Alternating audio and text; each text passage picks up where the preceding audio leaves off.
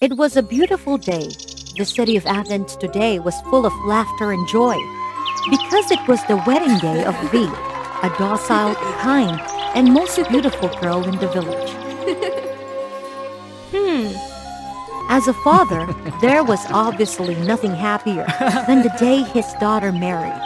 For Karen, seeing his daughter happy was the best thing in his life.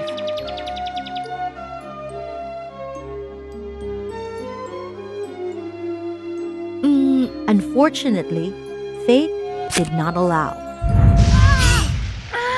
V's happiest day was also the last day that she was still on this world.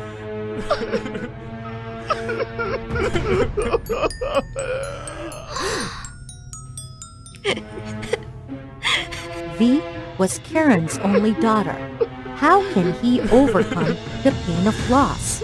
What did my daughter do wrong? She's still young, so many dreams are waiting ahead. It can't be. I don't accept it. I'll find a way to bring V back. For the sake of his daughter, the old father defied all odds and went to the Parthenon to find the wisest god. Dear the wisest god of all Greece, me, a citizen of Athens, has something to say. Dear goddess Athena, I'm Charon, a ferryman on the Cephissus. I have a gentle, docile daughter. She has never harmed an ant, never did anything bad. She is so pure. She is as lovely as a flower, warm as the sun, pure as the moonlight shining down on the river Cephissus. After 18 years of raising and taking care of her, she finally found herself a husband, found a family to rely on. Today is the day she experiences the happiness of love, but today is also her last day to live in this world. Oh, Goddess Athena, she is not guilty. She is my whole life, my hope, and my reason. Oh, Goddess Athena, why is a little being like V forced to leave the world so soon? Please, give me an answer. Before the lament and cry, the goddess Athena was moved, and she decided to come out. Karen, you know the law of life and death. That's fate. Goddess, is there any way to bring my daughter back to Earth? Karen, a god like me has no right to interfere with fate. A mortal like you has nothing to do with it. Huh? You said a mortal is impossible to do it. So where can I find the possible one?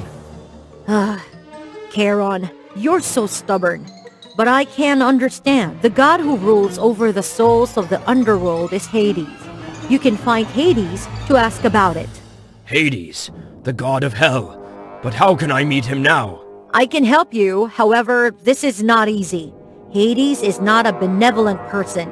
To be able to trade with him, you will need careful preparation. Maybe trading something he does not have. I give you time to think carefully. Come back tonight and give me the answer. Listening to Athena's instructions, Charon immediately went home.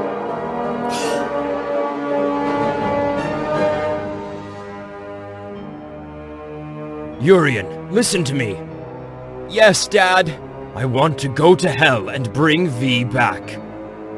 I was just told that way by the Goddess of Wisdom, and that's the only way to bring V back. The person I will have to face is Hades, the god of the underworld. Dad, how is it possible?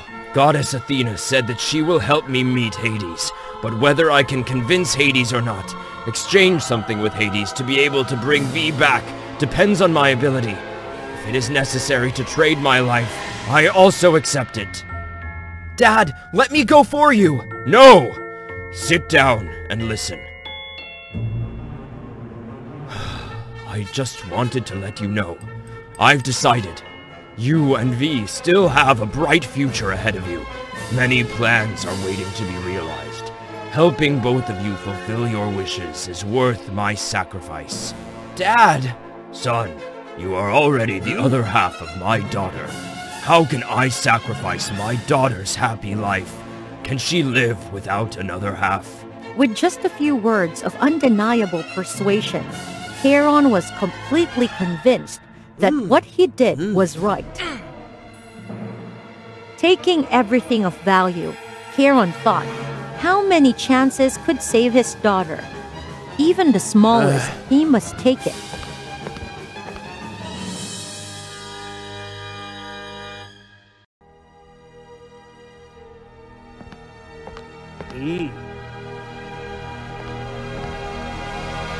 Right in the night, Charon went to the Parthenon again with the desire to bring his daughter back as soon as possible.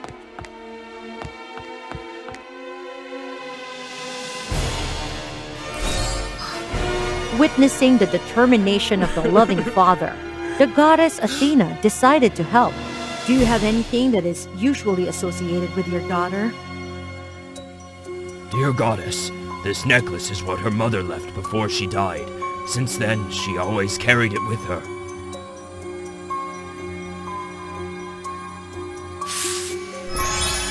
All right, souls that do not have my protection down there will lose their sanity and becoming a fool.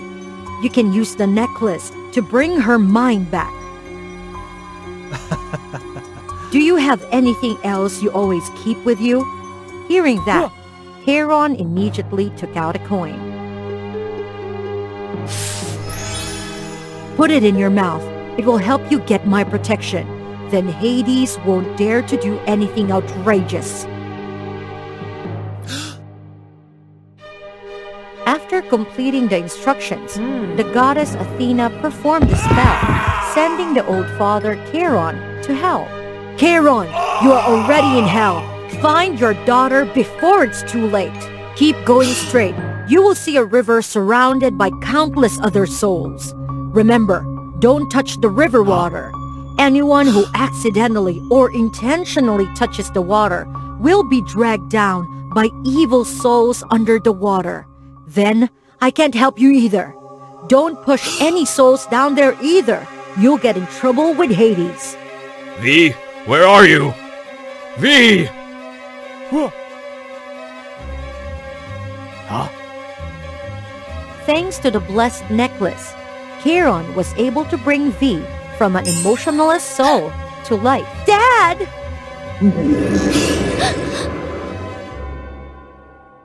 Huh. Every time I build a bridge, these hungry ghosts destroy it. Haven't brought me enough trouble yet. Get out! Is this the god of hell, Hades? The god of the underworld wanted to take these emotionless souls to another place. But obviously, these chains couldn't move such a large number. Dad! I'm not your father. Wait, did you just call Dad? Are you still awake? God of the underworld, Hades, please stop! Another awake guy? Who are you? God, I am Charon, the ferryman of the Cephissus. I begged Athena to come down here to find my daughter. Oh, a mortal! Your daughter's life is over. Go home. I have no interest in someone like you. God Hades, please have mercy on my daughter. She's still very young. So many wonderful things are waiting for her. Stop it. I don't care. Dear God, can I exchange for her life? What do you have in exchange? Everything that I have, sir. Do you think your daughter's soul is only worth this much? What a lousy father. Even if it costs me my life, I'll agree. Please. Dad! I don't have any interest in your life. You'd better give up. The little girl belongs to me. Please stop. If you take her away, I will push these souls into the river Styx. Dare you? For the sake of my daughter, there's nothing I wouldn't dare to do. I give you one last chance.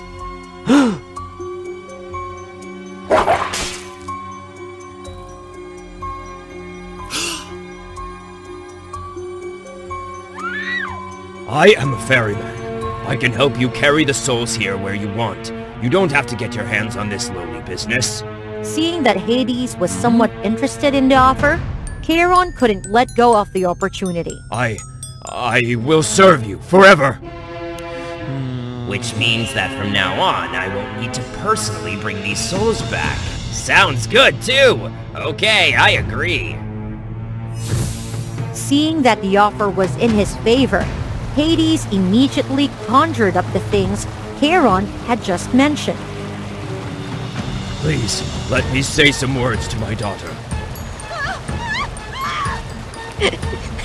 Dad, why did you do that? What parent wouldn't be willing to make sacrifices for their children? Please, have a better life. That's right. You can give me word by sending coins to the souls down here. Seeing the coins, I'll know that you're healthy. Dad, I love you! Enough! We've made a deal! Goodbye, V, my dear. In the blink of an eye, the old father became the ferryman of hell.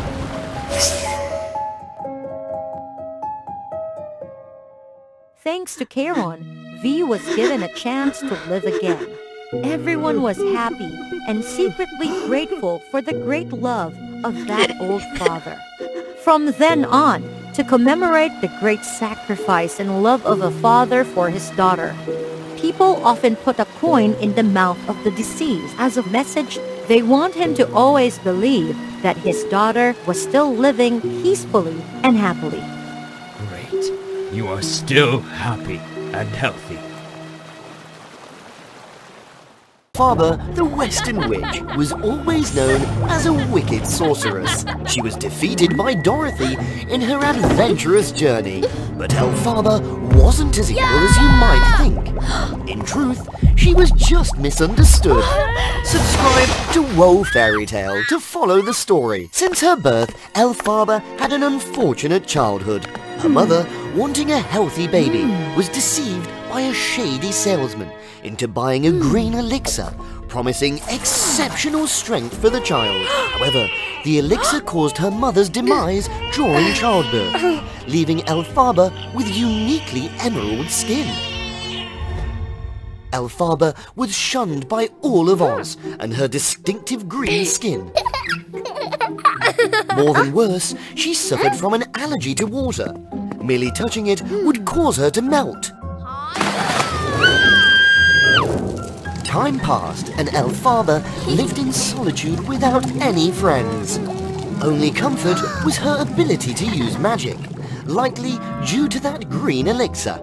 Elphaba studied day and night to gain admission to Shiz University, the prestigious school for witches in Oz.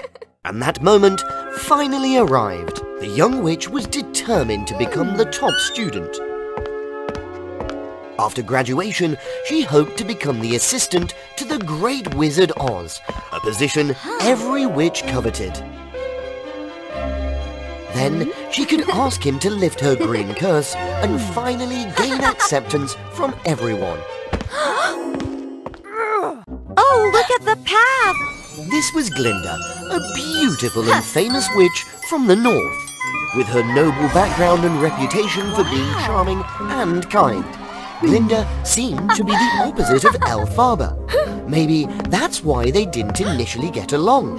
Elphaba believed Glinda was insincere, while Glinda thought Elphaba was a misfit. To their dismay, they were roommates. You have no right to cross this line. Who cares? In the days that followed, Glinda easily became popular among the students, while Elphaba spent most of her time alone. She focused on her goals and showcased her extraordinary talents.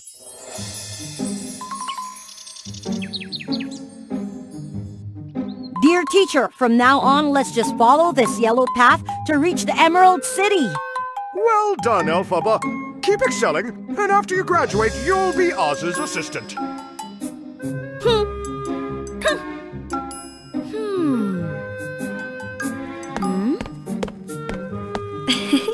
Hey, Elphaba, have you picked an outfit for the evening party? Not yet. Here, this hat is quite stylish. You'll catch the eye of many handsome boys.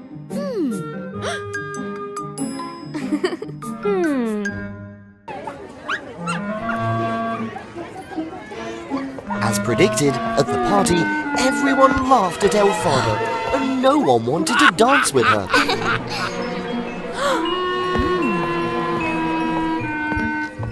Haha, fool! You actually wore that ugly hat. Ah! Hey, watch out! Surprisingly, Glinda realized how kind-hearted Elphaba was. Maybe her pranks had gone too far. Glinda apologized and invited her to dance. From then on, a deep friendship developed. You know, I had to work hard to overcome my family's shadow. I've always had to be perfect in my parents' eyes, or else I'd be deemed inadequate. And I truly admire you, Elphaba. You've been striving without anyone's support.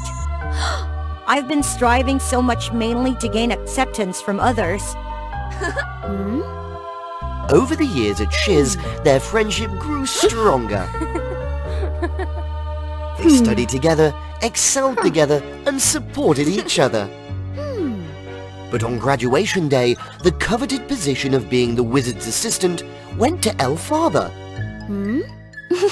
Congratulations! You truly deserve it. Glinda couldn't help but feel disappointed in herself. You worked hard too. How about we visit the Emerald City together? After a joyful day in the Emerald City, Elphaba and Glinda excitedly set out to meet the Oz Wizard. Elphaba's efforts were leading up to this moment. I wonder what the wizard is like. But the wizard wasn't what Elphaba and Glinda had imagined. Why bring the other? Leave!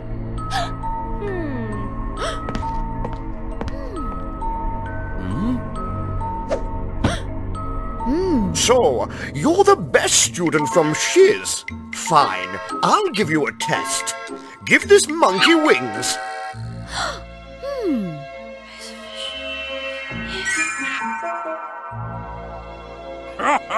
Well done, young lady. Now, do the same with these monkeys. They'll make excellent minions for me. Elphaba began to suspect something was wrong. You're not a real wizard. You're just a fraud. These inventions made people believe Oz possessed magic and worshipped him. He also took in top students from Shiz as assistants, promising to teach them advanced magic. In reality, he was using their magic for sinister deeds, and then turning them into mindless monkeys to hide the evidence. I won't let you get away with this!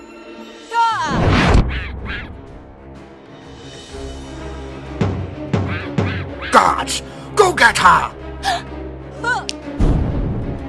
Things kept happening for a week, but Elphaba was nowhere to be found. To protect his secret, the wizard blamed Elphaba for the chaos, accusing her of trying to take over the world.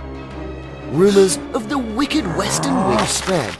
Elphaba, traitor! Unacceptable! Glinda confronted Oz, pledging to join his side to uncover the truth. Yes, the good witch of the north!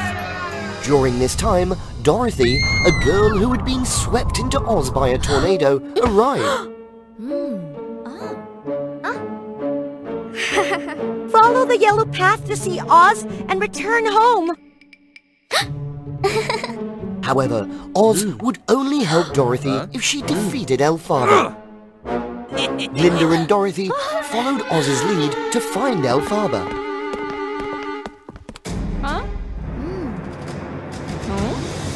Remember, Elphaba is allergic to water. The little girl splashed water on her, causing Elphaba to melt. Later, the girl returned to Oz to report. But of course, Oz couldn't help Dorothy get back home because he was just a fake. Don't worry, you can return home by tapping your heels together. Thank you so much.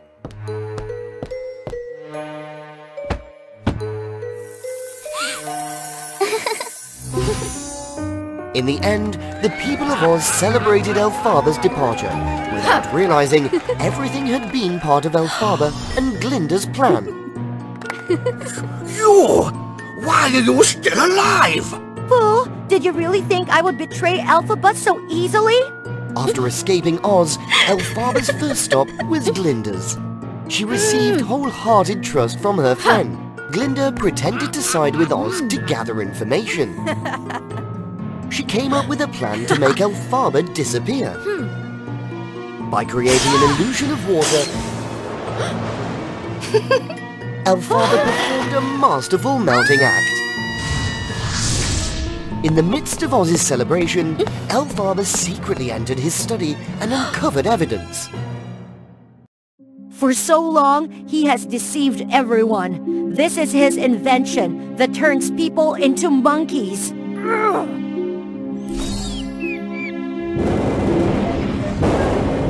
Huh? Isn't that the missing student from Shiz University? The crowd united in boycotting Oz and held him accountable for his actions. Elphaba received the sincerest apologies. Let's not rush to judge others based on false rumors. From then on, no one discriminated against Elphaba. It was a night of blinding snowstorm, where the wind screamed as if each snowflake was a cruel cut into the unforgiving sky. Oh, God. Please let the baby be born safely. Since ancient times, every child in the Fox clan would be born with a magical number. This number was tied to their tails, determining their strength and partly the personality they would carry throughout their lives. Why is it just one tail? My child, why are you so different? What will your future be like? The baby who had just been born was Ahri. At the age of 10, Ahri saw someone who looked just like her for the first time, apart from her mother. That person was Aaron, the current leader of the Fox Kingdom. However, Ahri's mother seemed uninterested in this fateful encounter. It's futile. As long as you and your daughter submit, we will ensure its safety. I will never submit to a wicked creature like you. The Icebox clan will not fall because of me. Because of me. So, what are you planning to do? In the end, to protect the little Ahri, her mother had to sacrifice her beautiful tails. As for herself, she created a snowstorm to sweep away the wicked demons. That was the first time Ahri experienced true pain. She became an orphan with a deformed tail. Ahri decided to go down the mountain to seek help in order to avenge her mother. The bustling capital city looked so strange in the eyes of the young girl. In the Fox Numerology Kingdom, there were 9 clans living together. Each number was associated with a different personality and destiny. The 3-tailed fire foxes were known for their liveliness and dynamism. The reliable 4-tailed grass fox and the emotional 8-tailed water fox were quite harmonious together. In contrast, the 6-tailed earth fox and the 5-tailed wind fox were in fierce competition to prove their strength. The rebellious 7-tailed thunder foxes, on the other hand, liked to isolate themselves. Everything only ended when the 10-tailed light fox intervened to mediate. The 2-tailed ice foxes, sensitive and fragile, had been wiped out by a catastrophe, leaving only Ahri as the last successor. What is this? An ice fox with just one tail? How peculiar. No one paid her much attention because in their eyes, Aaron, the 9-tailed dark fox leader, was a very responsible person. Driven to a dead end, Ahri hid in a mouse hole to nurture the hope of revenge someday. Years passed, and the once frail Ahri had been hardened by the harsh realities of life. She even became the queen of wanderers and misfits. Finally, the opportunity came when Aaron announced a selection competition for a special team. Growing up in the slums, fighting for survival day in and day out, Ari was initially very confident that she had no rivals. Until she met Amber, the firefox. I won't go easy on you, you know. Please! Ari soon realized that, due to nurturing and proper education, Amber's skills were superior to hers.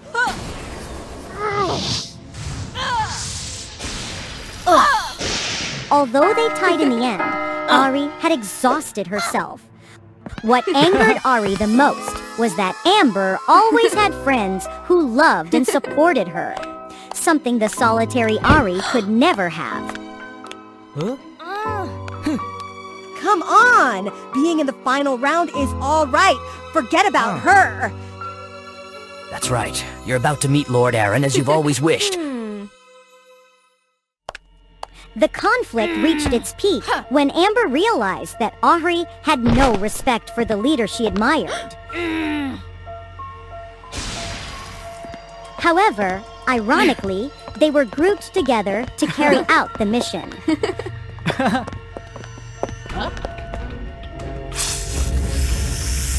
Despite being enemies, Amber took action to help Ari, setting aside their differences.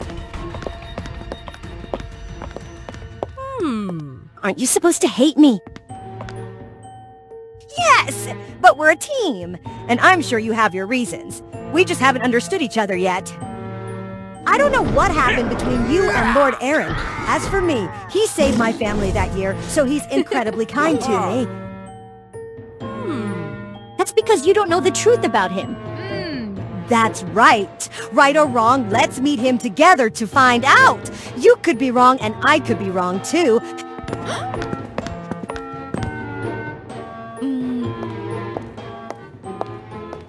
The location of the main competition was the ancient Ice Mountain. It's strange. Where are the other groups? It means we're the first ones here. Let us scout ahead.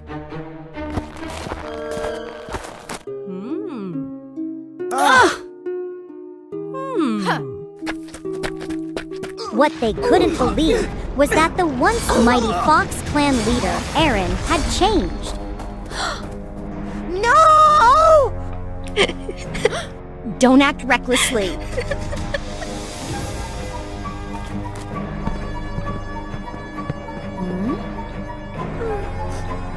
What's happening? That evil fox is trying to steal the tails of other foxes to gain immortal power. This competition is just an excuse. It's because of me. All because I didn't trust you. Your trust wouldn't have helped at this point, Amber. We need to defeat him and expose his crimes to bring justice to our friends. When they regained their composure, Amber and Ari realized that Aaron's power as a nine-tailed fox was connected to darkness. That means he's weakest when the first light of day appears. Exactly! This is our only chance! The bond between the two fox girls grew stronger from that moment. Ari, who was familiar with the snowy mountains, took the position to distract Aaron from the magical battlefield. Our little one has grown so much, hasn't she? I knew you would come back. You're just like your mother! You have no right to mention her! Is that all you have? You're still so weak! Ari had no intention of fighting directly. She fled to prolong the time and lure Aaron away from the battlefield. When Ari's body could no longer withstand the strain, the first light of day appeared. The moment they had been waiting for had arrived. Without hesitation, Amber rushed at terrifying speed towards Aaron's weakening magical field. But they had underestimated the wicked fox. The fragile light was not enough to put him in a helpless situation. Realizing the imminent danger, Ari desperately broke the encirclement for her friend.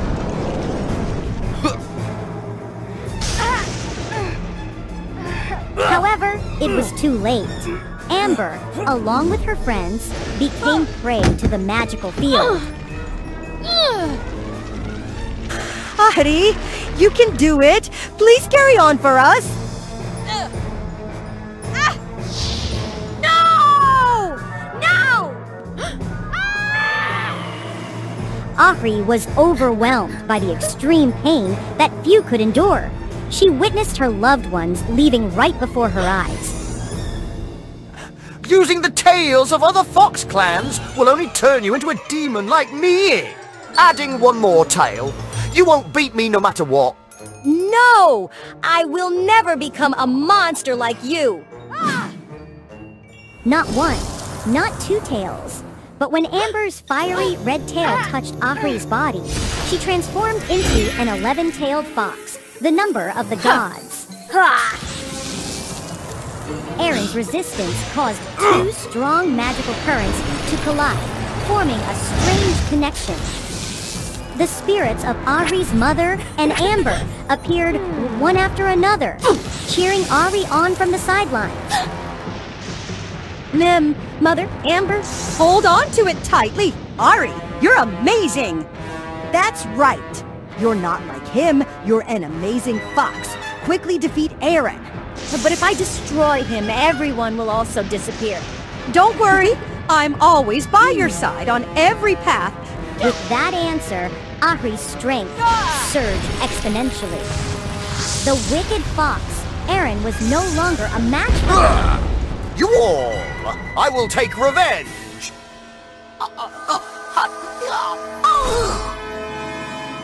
The magical connection disappeared, but the spirits of Ahri's mother and Amber appeared, cheering her on. Don't cry, be confident, and I will give you a gift.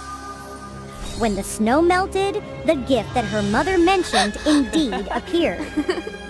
We haven't been completely absorbed by Aaron, so we've come back, but it's a pity about your mother.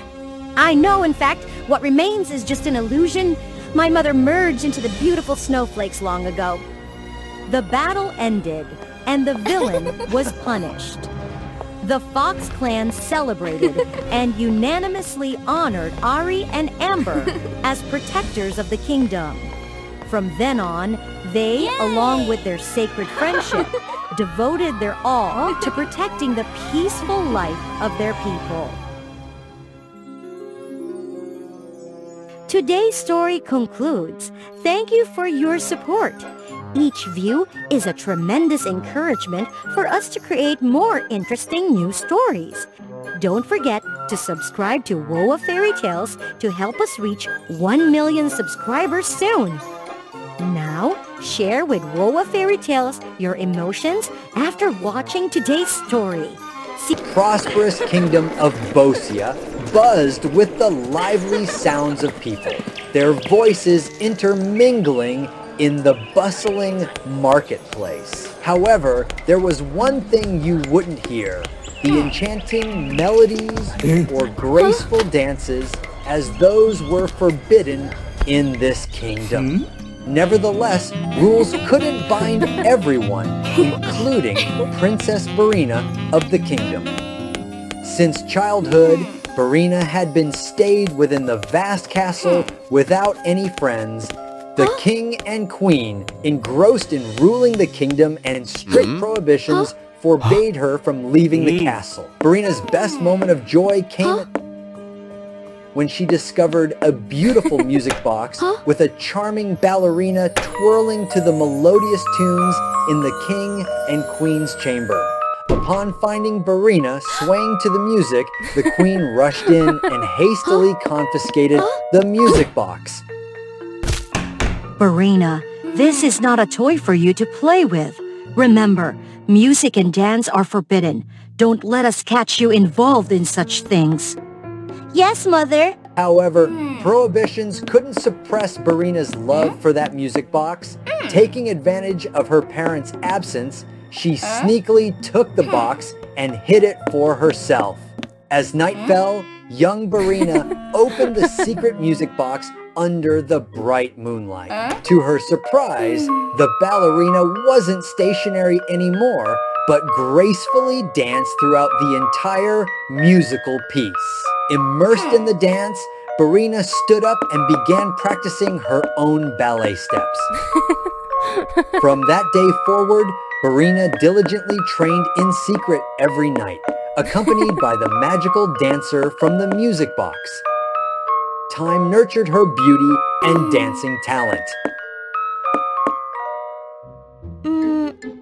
As the princess grew up, her parents remained strict, limiting her connection with the people outside the castle.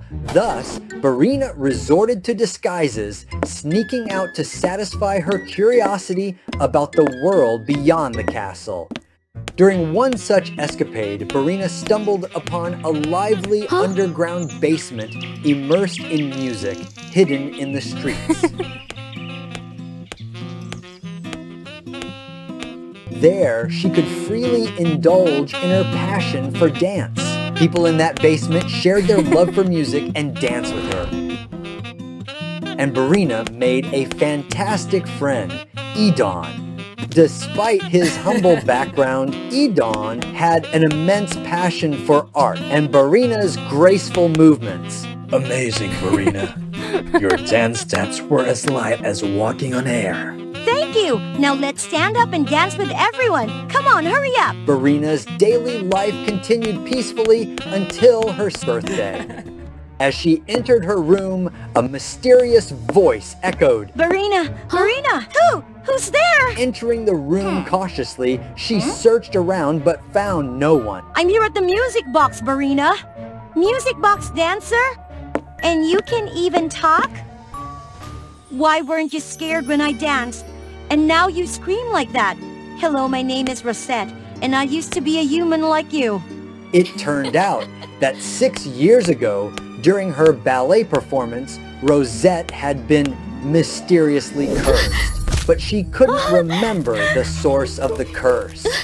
When she regained consciousness, she had forgotten her past and discovered herself as a motionless dancer in that music box.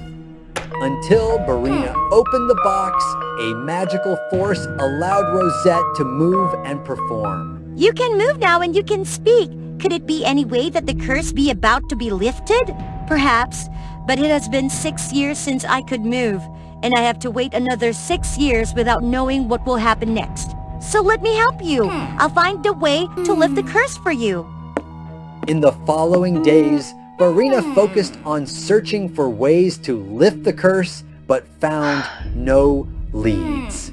Feeling discouraged, Barina sought refuge in the mysterious underground basement to escape the troubles within the castle. Considering Edon a trustworthy friend, Barina shared her princess identity, the cursed music box, and Rosette's story. It's strange, Barina.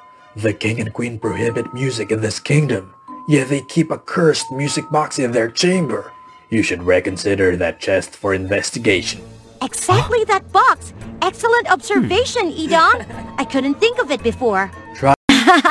Oh my, who could be this beautiful? But wait. No! No! What happened to Rosemary? Press the subscribe button for WOA Fairy Tale to find out. Far from the bustling city, deep in the woods, there is a magnificent rose garden. The owner is Queen Rosemary. She's so charming and enchanting that even the flowers bow to her beauty. However, not everyone can enter that rose garden. Rosemary built a giant thorny wall that separated it from the rest of the world. Rosemary had an adopted sister named Evelyn. She was a lively, mischievous girl who adored Rosemary. Look at me, sis! But Rosemary always maintained a cold attitude. Stop fooling around and get to work. Rosemary often assigned Evelyn to do the most laborious tasks. Nevertheless, Evelyn cheerfully carried out her duties. Rose's attitude was like that because Rosemary adopted Evelyn not out of love, but to obtain the girl's pain. Once, Rosemary was a beautiful celestial flower. However, she was incredibly arrogant and conceited. What are you looking at? As she didn't want anyone to be more beautiful than herself, Rosemary secretly created flower powder that acted as poison to induce allergies and make other celestial flowers become ugly. Rosemary's wicked actions infuriated the queen of the celestial flowers. I will send you to the mortal world, and you must gather the pain of humans to nurture the rose garden. This is the only way to maintain your beauty. If the rose garden withers, you will age and become ugly. Please don't do this. I've learned my lesson. You will only be beautiful and immortal forever when you gather the pain from the person with the purest heart. This was a terrifying punishment for Rosemary. Everyone knew how much she revered and was proud of her beauty. Where can I find a person with the purest heart? Save me! I can't endure anymore. Please save the child.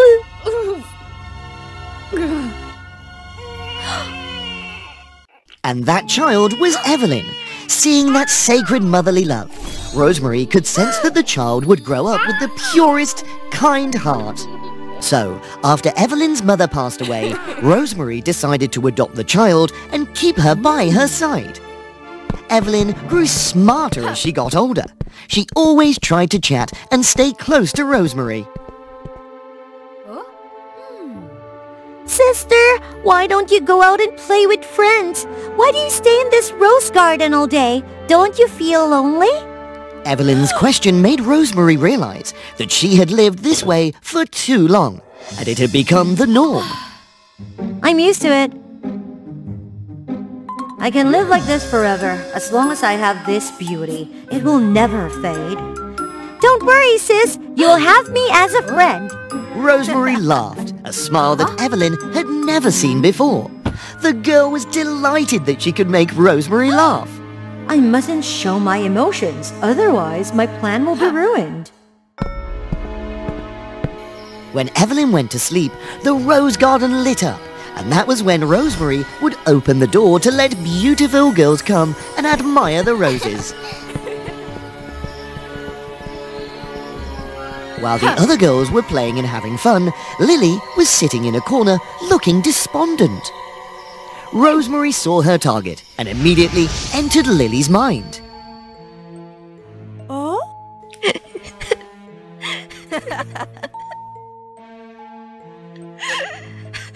What can I do to help you? Oh.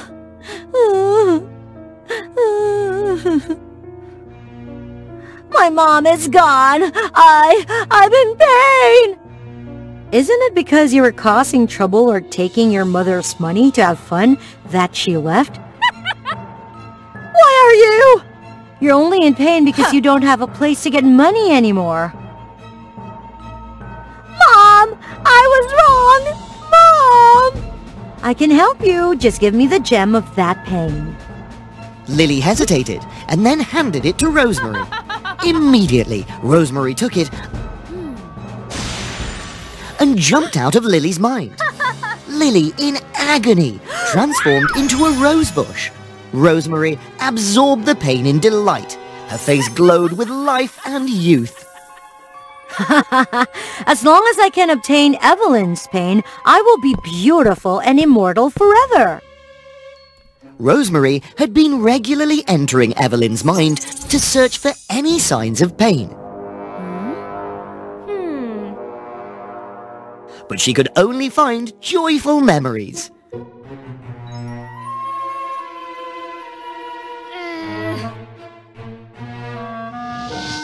This made her frustrated, and she continued to make Evelyn work tirelessly, hoping to make her resentful. However, Evelyn remained cheerful and never expressed hatred towards her. One day, as usual, Rosemary welcomed the beauty into her rose garden. But this time, there was a new, unfamiliar face among them.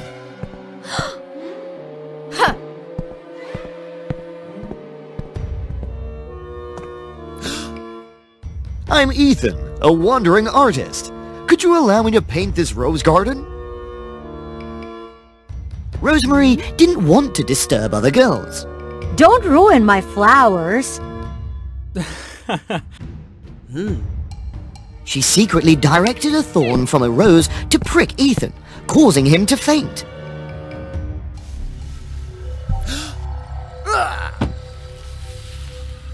Rosemary continued to delve into the minds of the beautiful girls and take away their pain.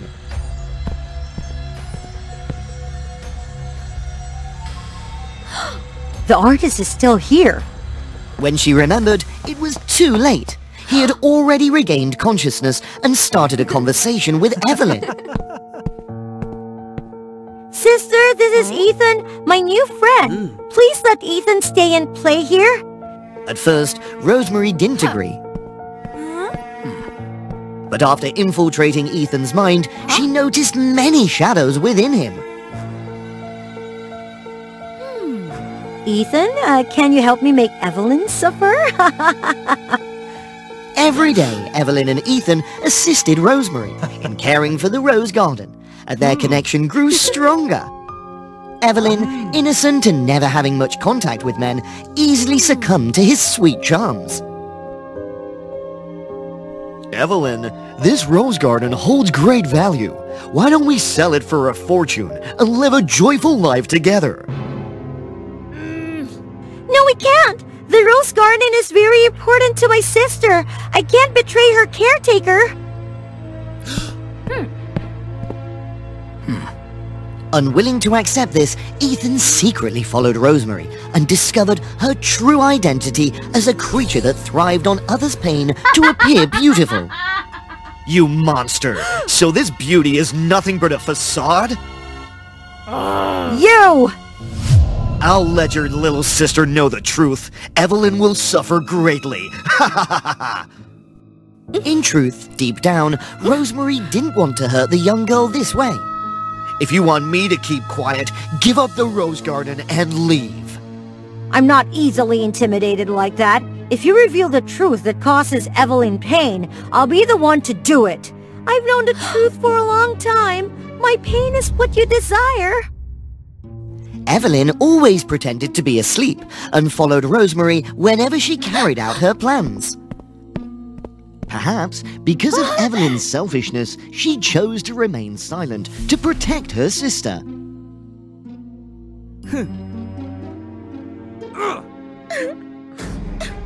Stop this act! Ethan went on a rampage, destroying the rose garden. The roses uprooted as if drained of life. Struggling, Evelyn rose and used her last ounce of strength to protect Rosemary. Sister, wake up! You're the only family I have! Rosemary realized that she was Evelyn's true source of pain. Rosemary could have used the pain to resurrect herself, but she chose not to. Evelyn embraced her sister, who was gasping for breath, and kissed Rosemary's forehead. Evelyn's love had healed her wounds. Because in love, there is always pain. They go hand in hand, complementing each other, making love stronger and more profound than ever.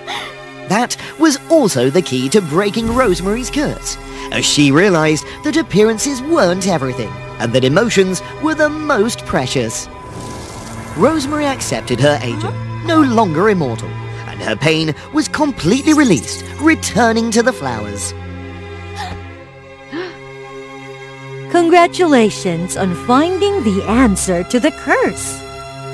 The Flower Fairy Queen welcomed Rosemary and Evelyn back to the fairy garden.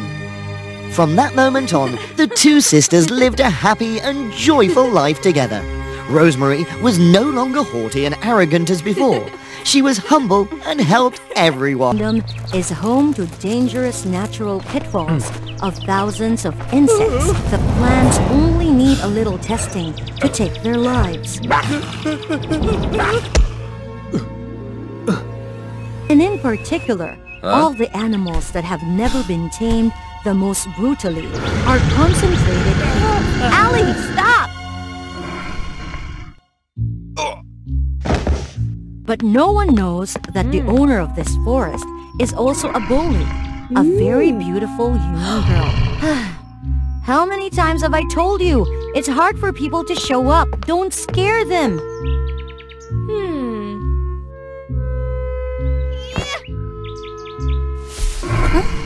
Come on, take responsibility for what you've done to be a good kid. You know, I was the same child that was brought by the wolf god. Since her birth, a bully had been left by her parents outside the edge of the forest, being cared for and taught by the wolf god.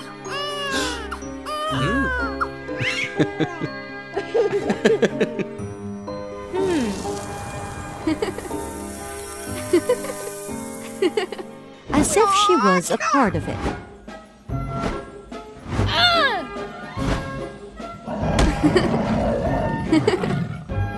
The wolf teaches a bully the human language, tells her about her fellow humans, hoping that one day she can find her source. After his death, he passed on his status as the owner of the green forest to a bully through the valuable horn.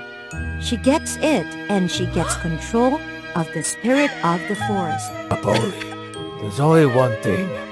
Remember, never let a wild animal fight, harm the royal family. By the grace of the former king, I have left the curse that whoever uses the power of the forest to harm the royal family will be properly punished. Therefore, I must do the same good things to deserve the position of leader. Saying she did, a bully brought the boy back to look after him. They two spent a beautiful, joyful time together while he healed his wounds.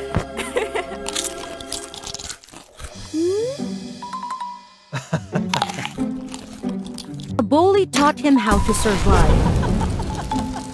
made him gradually integrate into the wild. On the contrary, he also taught a bully how to calculate, write letters, tell stories about urban areas and luxury cities. Through his story, a bully gradually intrigued, dreaming about the mysterious land where there were people like her. The time is limited. The young man needs to return home. Come on, don't cry. I'll definitely come back. When you've solved the math I left you, I'll come back and bring you a big gift. Although she did not understand that it was love, she still knew her longing and anticipation for him very much. Is it true, Ali? Yes, well, I must reward you. When he came back, it turned out that the young man was Aiden, Prince of Dawn. He wanted to bring a bully back to civilized life, away from the old forest where she grew up.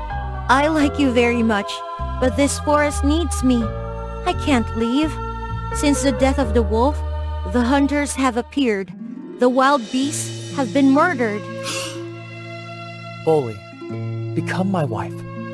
You can still protect the jungle with a no-hunt agreement. Receiving the promise that her people would be safe, Aboli also loved the prince and wanted to learn about the life he was born with, so she agreed with the prince to leave. Unlike Prince Aiden, everyone in the royal family doesn't recognize the girl's true self. They made Aboli change, become like them, from eating, standing, basic behavior, to very cumbersome rituals. Unable to fit in, Aboli was extremely sad, miserable. She even tried to hide her being bullied and treated unfairly by the queen and the princesses so that the prince would not be disturbed. Bolly, I want to tell you something. Well, you tell me. It's just dust in my eyes. There's something I've hidden from you.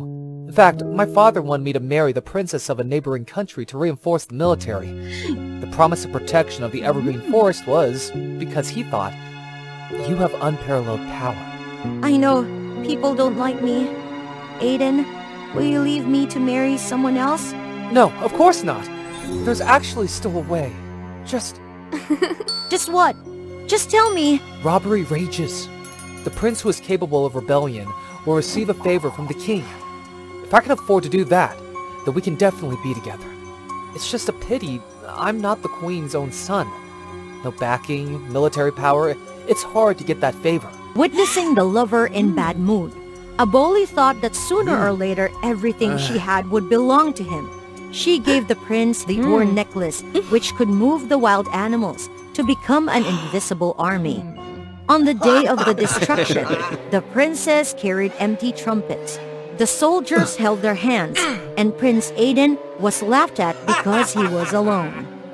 Hey, my brother! Where's your guardian? If I were you, how could I ride a horse and walk around and destroy the rooster in the house and say nothing of the robbers?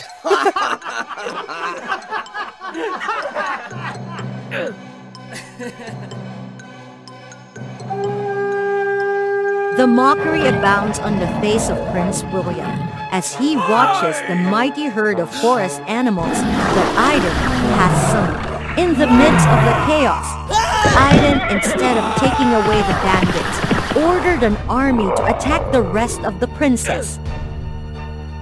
Then the army came to the palace to force the king to depose the queen who had murdered Aiden's mother. She was the one who hurt him and led him astray in the woods.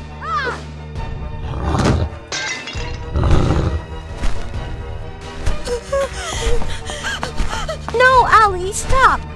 Aiden, do not use the power of the forest for bad! Give up your hatred, please! Bad thing? Isn't she the bad one? My mother didn't have any fault for being so abused by her. Is it a crime to be of inferior origin? Do you know how painful it is to watch your dearest disappear in front of you, Aboli? I can't forget my dreams. A little more, just a little more, and after 10 years, we'll finally be able to sleep. Aiden could not see the danger from behind, as William coldly climbed up the rope, pointing the arrow at him. Aboli just pushed Aiden out, and she was hurt.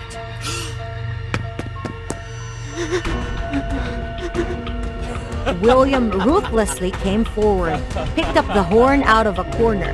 He wanted to use the prison and control the wild animals, forcing his father to give him the throne. Aboli, open your eyes to me. I'm sorry, it's all my fault. It's all my fault. Thank you. Open your eyes. Don't sleep. Don't cry, Aiden. It's good that you're not hurt. Don't take revenge. Revenge, you can't be happy either. You're right. I was blind. My hatred has hurt you. The one I love most right now. Don't abandon me. As long as you're okay, I promise I'll let it all go. Shall we go back to the forest? Okay? Okay, I'll try. Before that, please destroy the horn and free the wild animals so that they are not taken advantage of by bad guy. Agreed with Aboli's request, Aiden wiped his tears, drew his sword forward forcefully. William blew the horn and immediately the wolf Ali, darting to the door, growled as if he wanted to devour his master's rival alive. The green forest is home. Forest animals are friends. Infinite love. Forever, not far away from. The wolf recognized the familiar voice. His footsteps slowed. You stupid animal! Listen to me! Destroy them! I am your master! The wolf rushed up, but instead it threw William to the ground. Brother, hurry up and do something! Tell them to stop! Oh, brother. I'm sorry I can't do anything. Ali itself wants it. The horn then broke. From then on, the animals of the forest will completely control their own lives. Witnessing his own plan was ruined, William got mad and then decided to punish the saboteur. Bring me with you. After a bully's whistle, a giant eagle appeared and caught them too, then flew towards the jungle, left behind all dissatisfied screams of Prince William. The animals got rid of the horn, but they still remembered Aboli as their close friend. They tried all the best herb to cure the friendly master.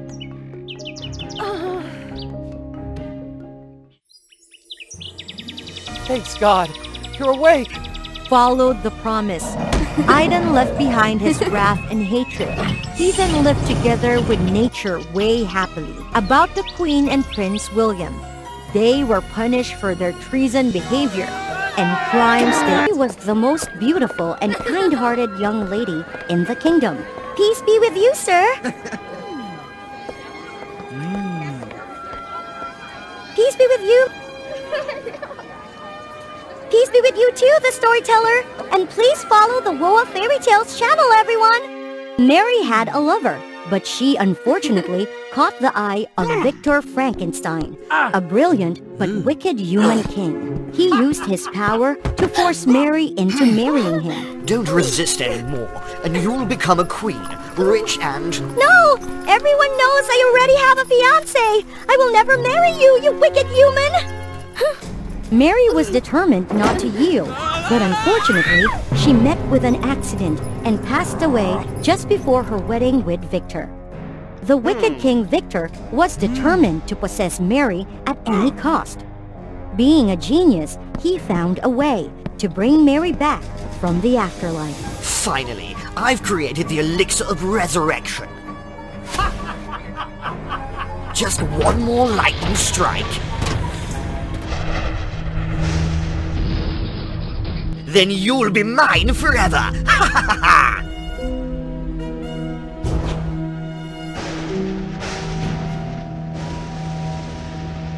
A human like Victor found it hard to change fate.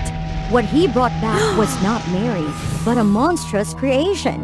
Mary resurrected as a monster, lost all memories of her previous life. You are so beautiful, Mary! Why have you turned into a monster? Mary, with her extraordinary physical strength, couldn't escape Victor's clutches. And no one knew that Victor's creation was actually Mary resurrected.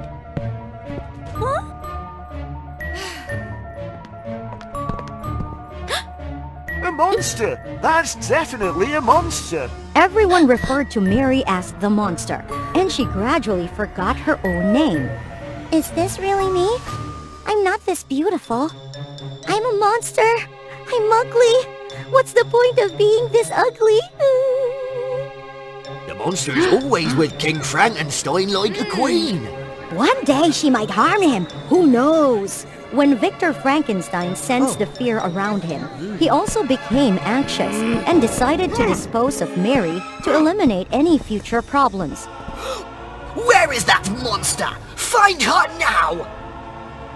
Mary managed to escape in time, but everywhere she went... A monster! An ugly monster's on the loose! Everyone was frightened of her.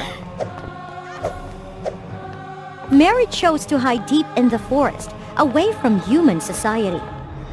She found solace there, but remained lonely and insecure about her own ugliness. Is anyone there?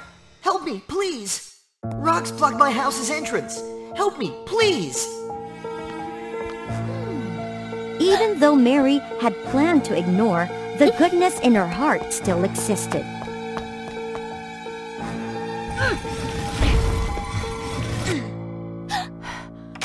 Thank you, kind stranger. Thank you so much. Because the blind man couldn't see Mary's appearance. My parents only come home every few days. Luckily, there's someone here. I'm Shelley. And you are? I am? As the monster, Mary felt a sense of familiarity with Shelley, so she decided to secretly watch over his family. Gradually, she developed affection for Shelley and often quietly helped his family.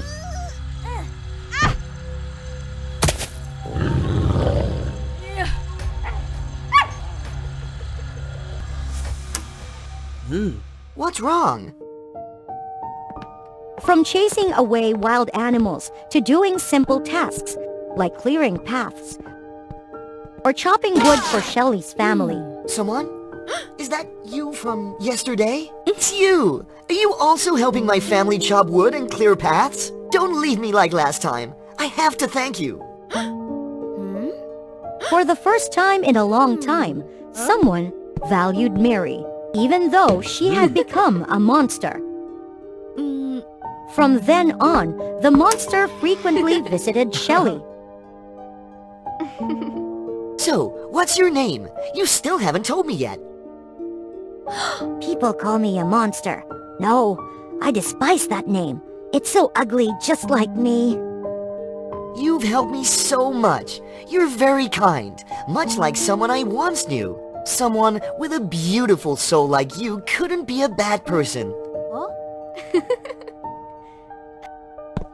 The monster's self-esteem gradually improved, and she developed feelings for Shelley. But one day, the blind guy fell seriously ill, just when his family was away.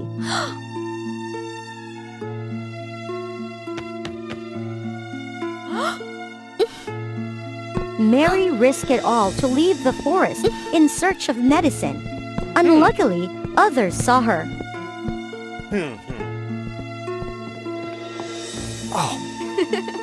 Thanks to you, you're so kind. You're just like her. Oh, her? You already have a lover, don't you? I used to. Victor took her away. I had to hide here, and she passed away. Her name was Mary. Oh, Mary! Mary! Shelley calling her name triggered some memories in Mary's mind. Shelley, my name was Mary when I was alive. Victor resurrected me. I've just remembered some memories about you. I'm not sure anymore, but I might be... You monster! I know you're here! Too many soldiers arrived to subdue Mary. I didn't expect that you would find where Shelley was hiding. I'm infatuated with you, wanting to drive me insane, in love with a blind man. I can't let you live. Don't even think about it! You turned me into a hideous monster! Ruined me! I will... Why not accept it? If Shelley saw you, would he be repulsed by you?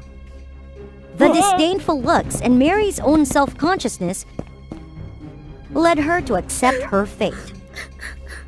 A hideous monster like you cannot live.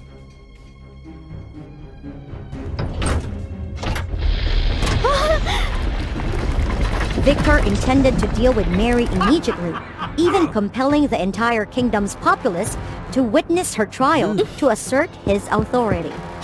This monster shall be tried immediately, and anyone who dares to oppose me. You're the real monster! But the blind man appeared to testify against him. Mary? That's right! The monster's face bears a resemblance to Mary. King Victor turned Mary into a monster! Bring him here! Hurry! No, you can't! Look here! This is the end of the rebels! Just at that moment, Mary managed to break free and took the slash from Victor and pushed Victor into his own tool. A kite string caught Victor. You monster!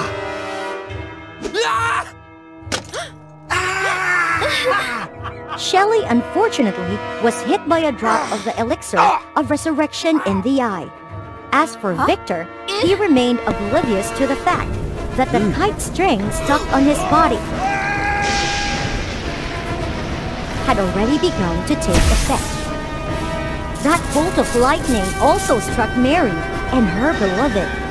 Victor couldn't survive a direct lightning strike But the mighty body of the monster protected Mary. Shelley! As for Shelley, miraculously, he was unharmed and his eyesight was restored, just as Mary had been resurrected. Oh my! I can see! Where's Mary? Where is she? No! Don't look! Don't look at me! I'm so ugly! Why not? I've always wanted to see the one I love. I've always been blind. Even if I could see, I wouldn't know what's beautiful or ugly. I only need to know that the person in front of me is Mary, the one I love. Even though Mary was who she was, she would always be loved by someone as her true self. The people were no longer afraid of Mary once they knew who she truly was. As for Mary, she accepted her fate as the monster because being resurrected as a monster had given her the opportunity to be loved. Stop that prank immediately. Yes, that castle is the dwelling place of the spirits. There you go being strict again, Frost. The owner of the castle, as well as the cold and strict steward, is the witch Luna.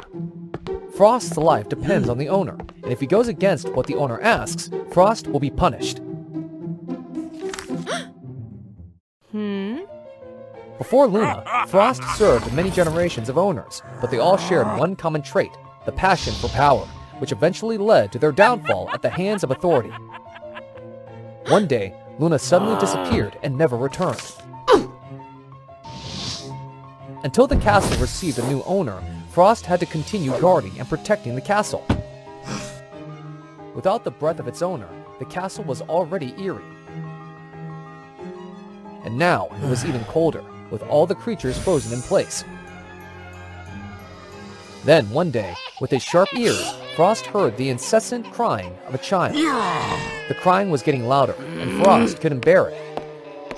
So, he had to search for its owner. You unlucky child. You must be the one that villagers sacrificed to the demon. Humans are so selfish. Stop crying! Do you believe I will... Faced with the innocent and cute smile of the child, even though Frost had threatened her, his icy heart was touched, and he sighed and brought the child back to the castle. As soon as the baby let out a crisp laugh, the castle was infused with vitality, and all the creatures woke up and accepted the child as their new owner. And so, after a very long time, Frost had a new owner. He gave her a grand and powerful name, Scarlet. Scarlet grew more mischievous and cunning as she got older. She was always curious about her identity and the appearance of the steward by her side at all times.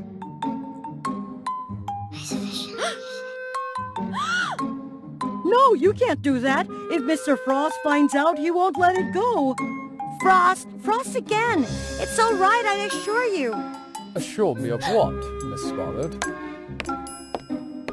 I assure you that today I will read my books diligently without playing or fooling around. Despite being very caring and protective towards Scarlet, Frost did not agree to let her have her freedom. Give up that plan, miss. You can't escape from here.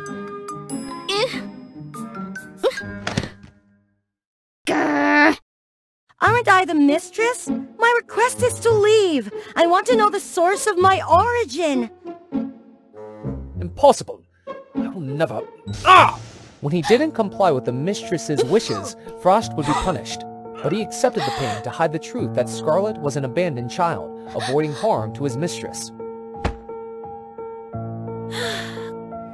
So, miss, will you give up on the plan as promised? Why give up? I must see it through. If Frost doesn't know, he won't feel any pain. Every day, Scarlet secretly investigated different rooms in the castle, believing that one of them would help her learn about her identity. Wait a minute, why am I doing this? Aren't all of these things already mine? Thanks to these secret explorations, Scarlet's daily life became more enjoyable and exciting. Of course, everything happened while the steward Frost was busy with work. When she arrived at room number 98, it was unlike any of the interesting rooms she had seen before. This room was covered in layers of dust, dampness, and a gloomy, dark atmosphere. The only light came from an antique lamp. next to an old lady carefully mending an old carriage frame. The old lady was so absorbed that she didn't notice a group of suits closing in on her. Stop! Quick, go! You're a kind girl. What do you want to ask me? I'm a witch who can answer any question in the world. Scarlet was excited to ask about her own background. The sound of the bell ringing indicated that Frost had returned. Anyway, it's still here. I'll come back tomorrow. The next day, when Frost was busy with work, Scarlet hurriedly went to look for room number 98. Strangely, it had disappeared, replaced by room number 99.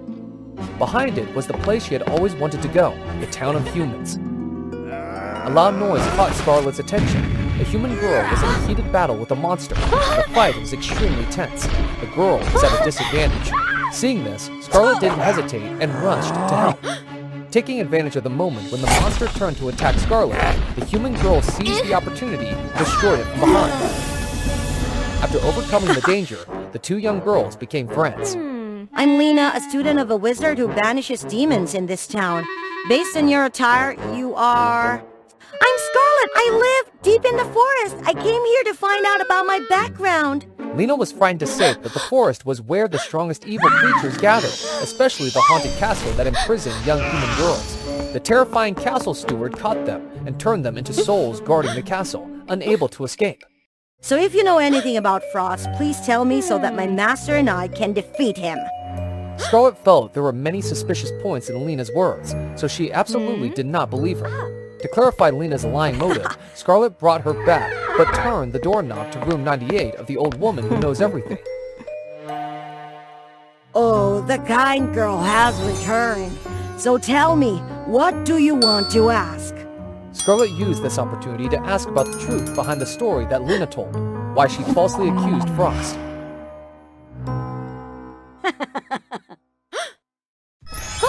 The story goes that the witch Luna, the former owner of the castle, had a sister named Lena. As Luna did well, she became the owner of the wealthy and dark castle, while Lena, with her bad nature, lived in poverty. She was not content, so she trained in dark magic day and night to defeat Luna, taking everything from her sister. The day finally came when she defeated her sister, stole her face, and pretended to be her to gain the castle's power. Luna's soul escaped without Lena's knowledge. The haunted castle was always hidden, and since she didn't have the real owner's soul, she couldn't find her way. Up until today, she met Scarlet, who decided to take advantage of her to return to the haunted castle.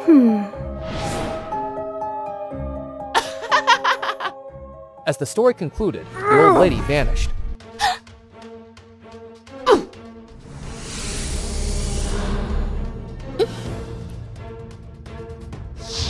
Oh, listen to this imposter! I'm not easy to bully! It was the castle owner's bell, and Scarlet used to set traps and catch Lena. Lena launched an attack on Scarlet, but luckily, the necklace she wore protected her life. Now let's see who will become the owner of the castle. Frost was about to rush to protect Miss Scarlet when she saw the intruder's face. Frost, it's me. Luna? Scarlet told Frost the story she knew in full. But she really smells like Luna. Right! I'm the master of all of you. Come back to me quickly. Hey! Remember this? I'm the master of all of you now, got it? Both owners became angry and turned to Frost, the most worthy servant. If I recall correctly, if you don't obey the master's orders, you will be punished. Isn't that right, Frost? Quick! Destroy her now! Since Luna, Frost's former owner, also existed within Lena's body, disobeying her caused Frost unbelievable physical and mental pain. Stop it right now! Frost is not an object for you to abuse and manipulate like that! Do I like to do that? What can you do? Can you even set him free? Are you crazy? Don't you want supreme power anymore? The owner of this castle has the ability to release her servant, but it has never been done before because it would weaken their ultimate power, which they want to maintain.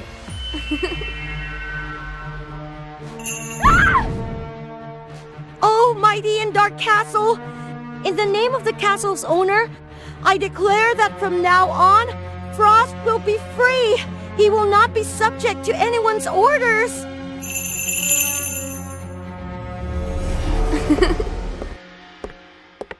Don't you need power? Of course I do! Everyone is greedy, but your safety is more important. Ha ha ha! That's what we hoped for. Oh, I almost forgot. Congratulations, Prince Frost. The final curse has been lifted. As the beam of light created by the fairies swept through, it breathed life into the castle. Even the souls transformed into living beings. From weariness and gloominess, the castle suddenly lit up with a miraculous glow. What's more, Scarlet gained Luna's memories. It turned out that Luna's soul had merged with Scarlet's because she used to wear a necklace that concealed the truth.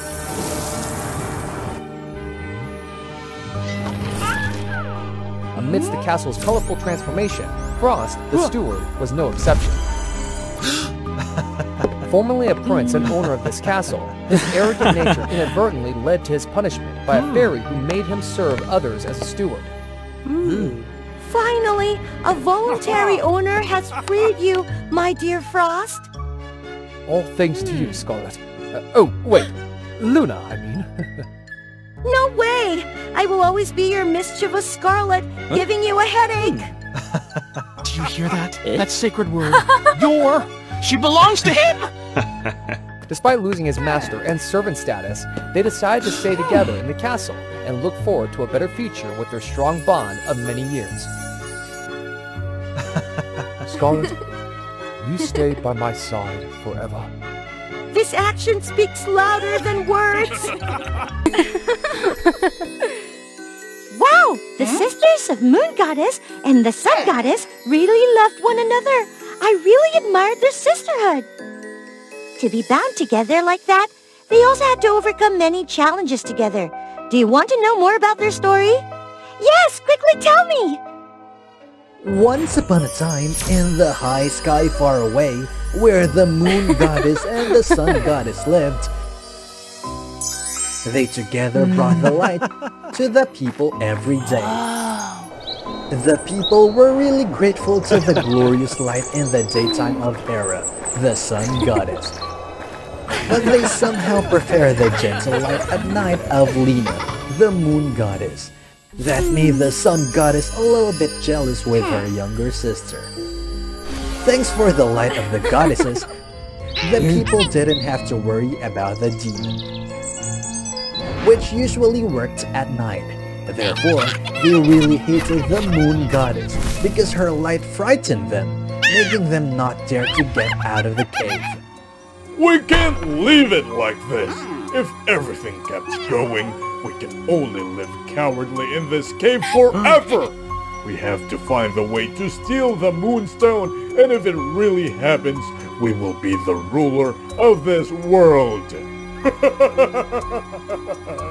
Yes, my wise king, you're always right. The Sun Goddess and the Moon Goddess took turns to go to the temple to control the magic stones, making the light shine everywhere. That day, after the daytime ended, the Sun Goddess left for her sister to come and control the Moonstone at night. Before leaving, she could see the figures of the little demons who snuck into the temple. But for the jealousy with her sister, and she also thought that they could do nothing, she left without hesitation.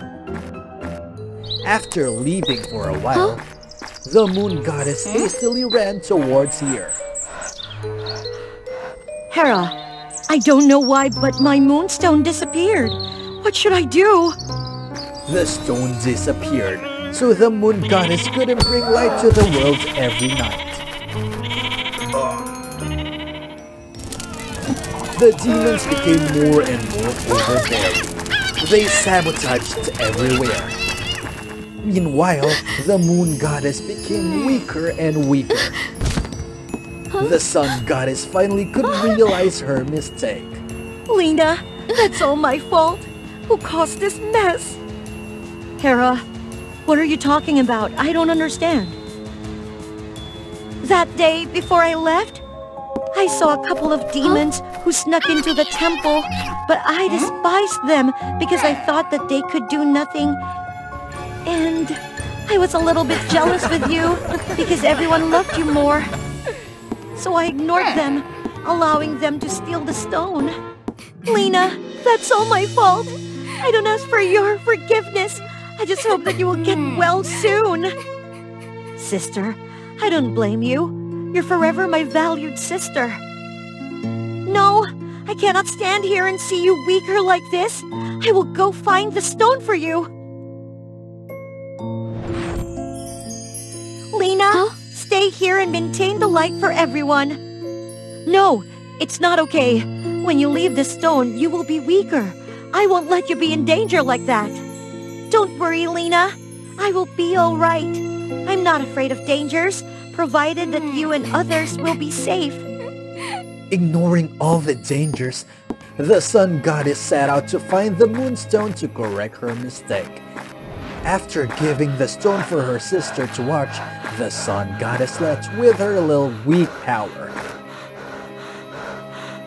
She gently looked at the sky. There was only a dim light from the night sky, making the Sun Goddess regret more and more. I have to find a stone quickly. She tried to go as fast as possible towards the high mountain where the demons lived.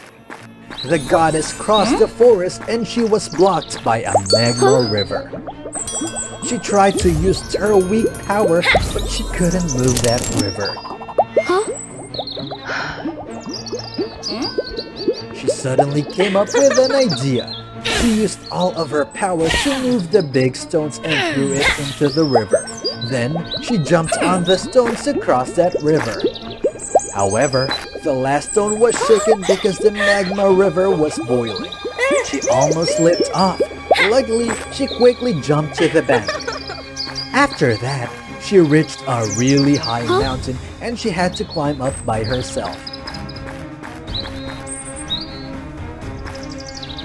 There were a couple of times when she almost slipped, but fortunately she could grab the vines on the cliff and climb up safely. Getting to the top of the mountain, she quickly entered the cave and was surrounded by the demons. Look who just came! Hera, you are just a weak goddess now. You think that you can fight against us? We will defeat both of you and quickly rule this world. Don't ever dream about it! The Sun Goddess rushed there to fight against the demons, but at that time, she was no match for them. She was severely damaged. Then, they tied her up. The Demon King lighted a fire and threw it right next to her. The fire gradually caught her, giving her a burning sensation. I will break this stone. From now on, the world will never be able to see the moonlight again. The sky was shaking.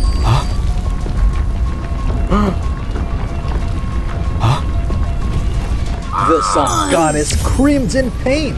Suddenly, there was a light that surrounded her, giving her the power to escape from the tie, and rushed towards the stone, and she could catch it. Ignoring all the attacks of the demon,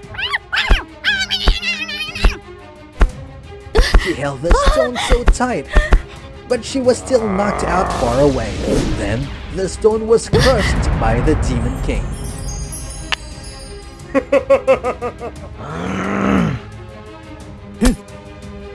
At that moment, the Moon Goddess was also exhausted due to the crush of the stone. But feeling that her sister was in danger, she still used her last power to throw the Sunstone towards her sister.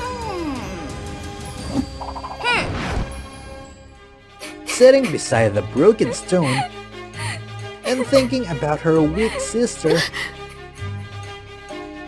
about all the species which were in danger, The sun goddess burst into tears. Her tear dropped at the stone, making the pieces fly up and combine together. At that very moment, the sunstone also came from nowhere. The two stones started to merge. A light covered the sun goddess and the power came back to her. Immediately, an aura also covered the whole space.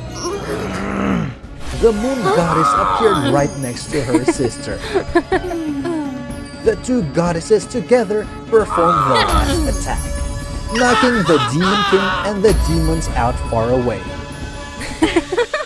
bringing back the glowing night sky for the world. After defeating the demons, Hera gave the stone back to her sister. They shared a really warm and happy hug. The sun goddess and the moon goddess came back. From that moment, all the people lived in peace and prosperity forever after. In a western village, there lived a couple of witches living happily together with their daughter, Wanda.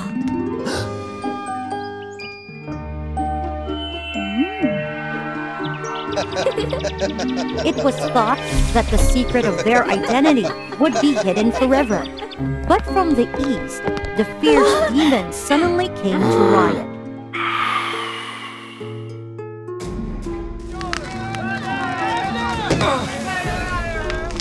Seeing the urgent situation, Wanda's family was forced to use magic in front of the people.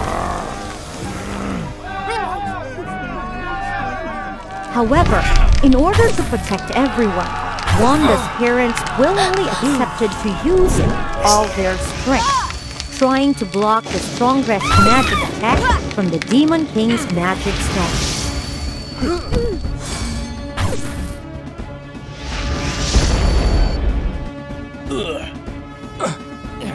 When the demons dispersed and retreated, Wanda's parents also fell.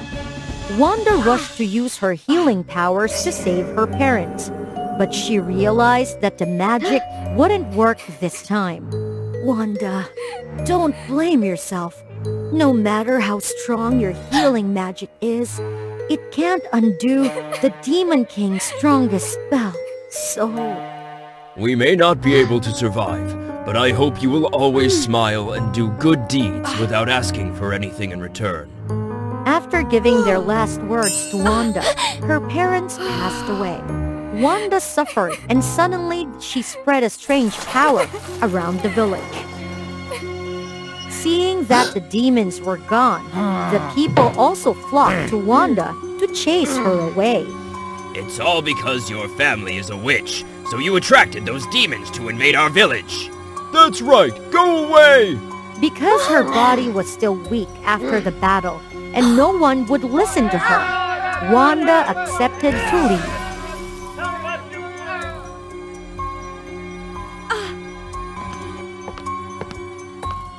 After a year, Wanda lived far away from the villagers and suffered a bad reputation, but she always silently helped them.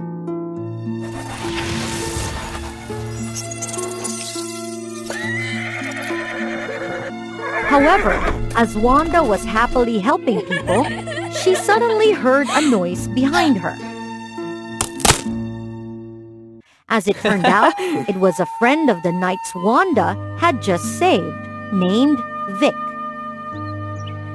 Returning a few hours ago, while his friends were dehydrated from fatigue,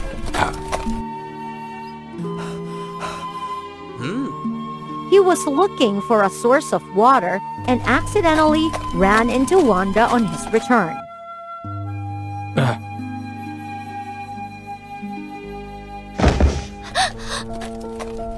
Sorry, but are you a witch? Oh no, he saw me saving them.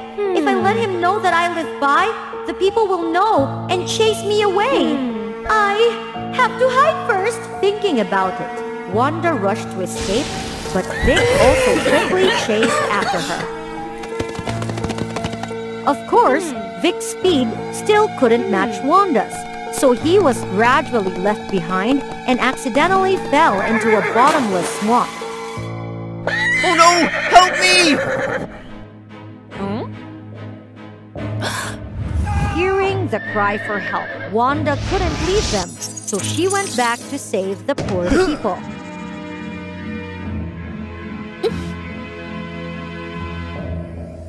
Please do not go. I just want to thank you for your noble deeds. And I don't think you are the evil witch, Wanda.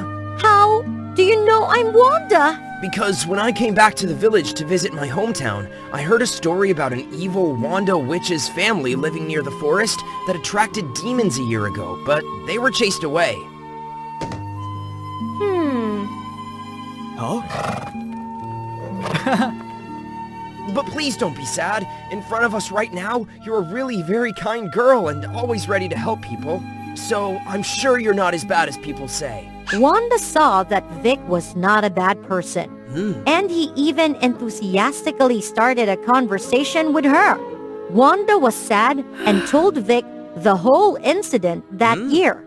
After hearing, Vic offered to help Wanda return to the village to clear things up. But what if people don't want to hear me and accept me? I'll help you. Moreover, you are very kind and benevolent. Surely people will soon understand and accept you. But I still feel insecure inside. What's wrong? You don't believe I'll help you? If I lie, you can punish me with magic at any time. Well then, I'll try to bet on going back to the village this time with you. When they returned and explained everything to their knight friends, Wanda and Vic decided to return to the village with them. At first, the villagers who saw Vic and the knights welcomed them with great joy, especially the village chief, Vic's father. However, when Vic told them that Wanda was a good witch and that her family had helped everyone a lot, they all denied it. Vic, you have been enchanted by her. How can a witch be kind and bring good things? But... Everyone, let's chase her away! Not believing Vic and Wanda's explanation, the village chief and the villagers began to chase her away.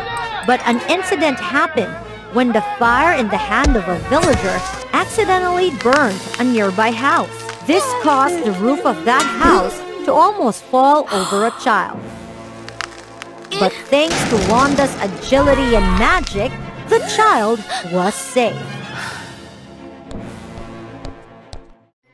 Not only that, Wanda also healed the child's wound right in front of everyone. That made the people very surprised, confused, and rethink about Wanda. Father and the people have seen that. Wanda is always ready to help people, despite being shunned by everyone. I ask everyone to give Wanda a chance to prove herself. Finally, being moved by the hearts of Vic and Wanda, the people also agreed.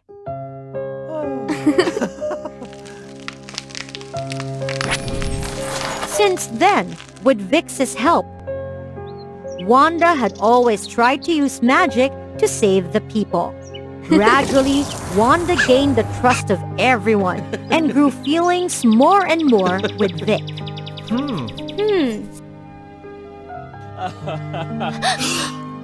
Hello, darling. I have this flower for you. Thank you very much.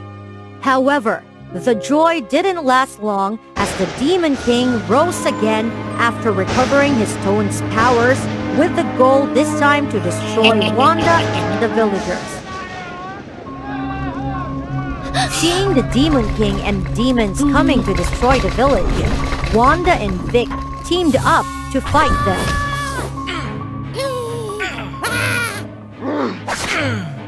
However, no matter how much Wanda tried to fight, her strength was still limited and she couldn't confront the Demon King directly. So in the end, she was defeated. In order not to want anyone to support Wanda anymore, the Demon King pushed Vic away.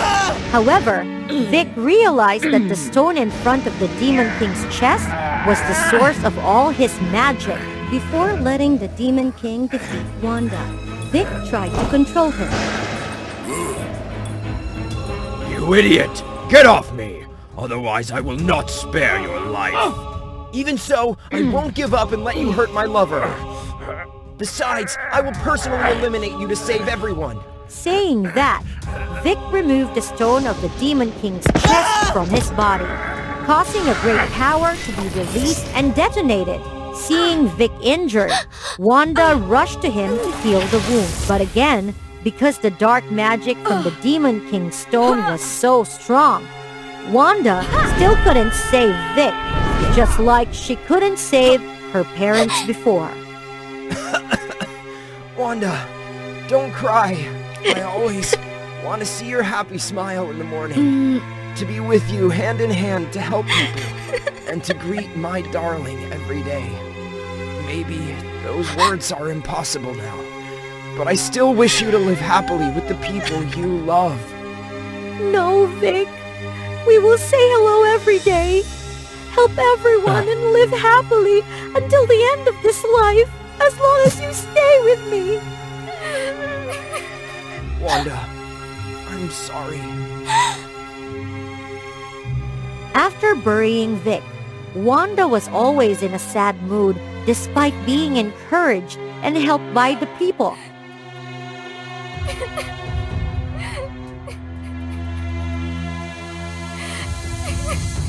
And this time, when Wanda's distressed mood reached its peak, she inadvertently released a strange source of power throughout the village again.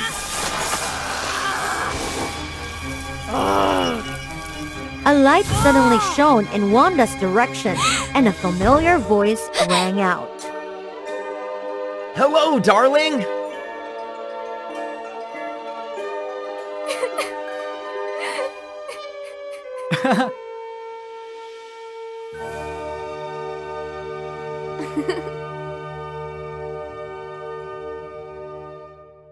What if, one day, we lived in a world with only light or only darkness? It is a story in a world where there was either light or darkness. There lived two twin sisters, Helia and Selene. These sisters resided in two separate celestial castles, connected only by a magnificent seven-colored bridge. Helia was the goddess of day, symbolizing light. She had radiant hair and mesmerizing eyes, and her joyful and gentle nature endeared her to everyone. On the other hand, her elder sister Selene was the goddess of the night, representing darkness. Her hair shimmered with stars, and her powerful, icy eyes exuded authority. Selene's demeanor was more reserved and distant compared to her younger sister. To maintain the harmony of the galaxy, Helia and Selene had to visit each other's homes daily to fulfill their noble missions. Helia, the light goddess, would travel to Selene's castle to herald the arrival of a new day, aiding the inhabitants of the realm of darkness in starting their work. Meanwhile, Selene would visit her sister's realm of light, helping everyone to have a peaceful sleep after a long day of hard work. One day, a conflict erupted between the two sisters. Why are you pushing me so hard, sister? Because you're too weak to handle it, Helia. Both believed they were the strongest, and in the end, Helia and Selene angrily returned to their respective castles. And that's when the lives in both castles were turned upside down. Helia's castle was always shining brightly, with not a second given to darkness. Gradually, the gods grew weary and abandoned their duties, seeking places without light. Helia felt lonely without companionship, and carried out all the tasks alone, reminiscing about the joyful moments spent with the inhabitants.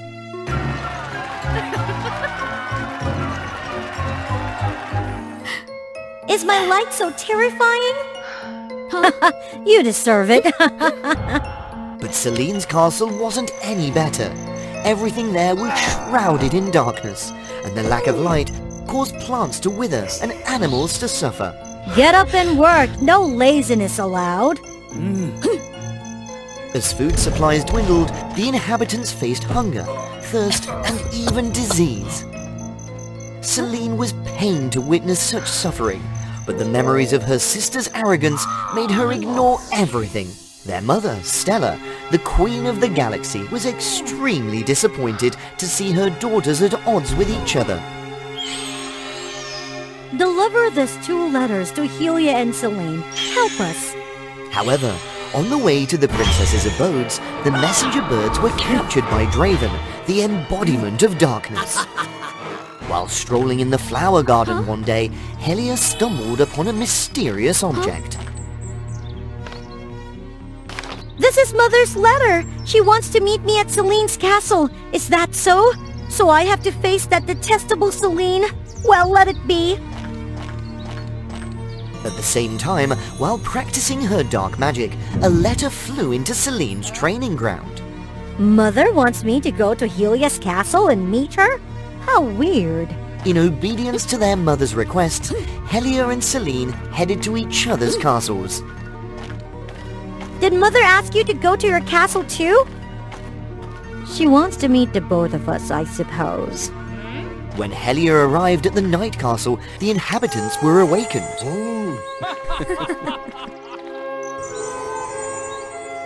Thank you, Goddess Helia! Wonderful! We have light again! It feels so fulfilling to help others. At the same time, when Selene arrived at the Day Castle, the inhabitants fell into a deep sleep they had longed for. Seeing the peaceful slumber of her subjects, Selene couldn't help but smile. I've never felt so happy before. It used to be nothing but irritation and annoyance. However, Helia and Selene had not yet overcome all their animosity to apologize to each other. Where's Mother? I have to meet Mother quickly. In their confusion, Helia and Selene felt their strength weakening. Surely, someone evil knows that our power will diminish when we leave our castles. We must hurry back to our castles! Only their mother, Stella, had the secret of that power. In the past, before the conflict, the sisters always discussed thoroughly whenever they visited each other's homes to avoid any mishaps. But somehow, Draven learned of this secret.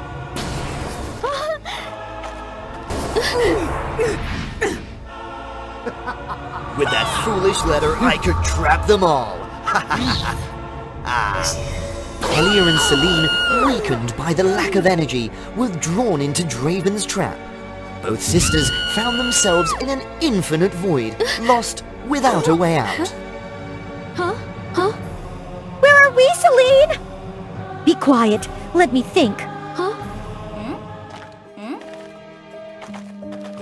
They kept talking, not knowing where they were going, until the ground shook and split open, forming a gigantic abyss of lava. Helia accidentally slipped and fell among the debris. Celine, let it go! I don't want you to be affected! No, I must save you! Helia and Selene woke up, extremely disoriented to find themselves still in the void. Thankfully, we're okay. I'm really sorry. It's because of me. Our conflicts had created such tension. Finally, my children understand each other. Why are you here? Stella, their mother, appeared and sadly revealed that she used to be deeply in love with Draven. She confided all her secrets, even the weaknesses of her two daughters to him. During their time together, Draven secretly drained her strength until she discovered he was the embodiment of darkness, using her to seize the throne. But because of her concerns for those two, she wanted to do one last thing and help them reconcile. We're sorry for making you sad, Mother. We were so heartless. My children, only unity can give us the strength to triumph. Helia and Selene put aside their pain and joined forces. Light and darkness will be under my control. No!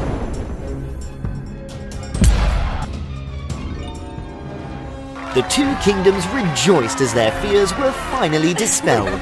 Helia and Celine now loved each other more and no longer envied one another for anything. The two kingdoms lived in harmony with the natural order, awakening to the crisp light and drifting off to the peaceful sleep in the gentle night. The story ends here! Every time being deep into the sleep, we all have the chance to experience many of interesting dreams. However, sometimes we have a couple of nightmares, which reflect the fears deep inside each person. Most of us forget the dreams as if they never existed. But there are some rare people who still can remember all the dreams they had. People called them nightmare genius, the target of boogeyman, who survived by the fear of human. In a beautiful kingdom, there lived a beautiful princess named Savia. She especially spent her love and care for the poor children at the orphanage. Hello, princess. We've made you lose your time when coming here again. It's not a big deal. I want to visit these cute kids. Moreover, tomorrow is Halloween. I prepared some tricks and toys for them. Thank you so much for your kind heart. At that moment, Savia noticed a girl who sadly sat in a corner of the room. It's Jenna. She's just come here for a few days. She doesn't talk to anyone. At night, no matter how we advise, she refused to go to bed, just stared at the dark corner, like she's scared of something. Is there any way she's also like me before? She just remembered when she had been a child. She usually had nightmares and saw scary things from the dark corner. But since the day she had received a teddy bear from a strange woman, she didn't have nightmares anymore.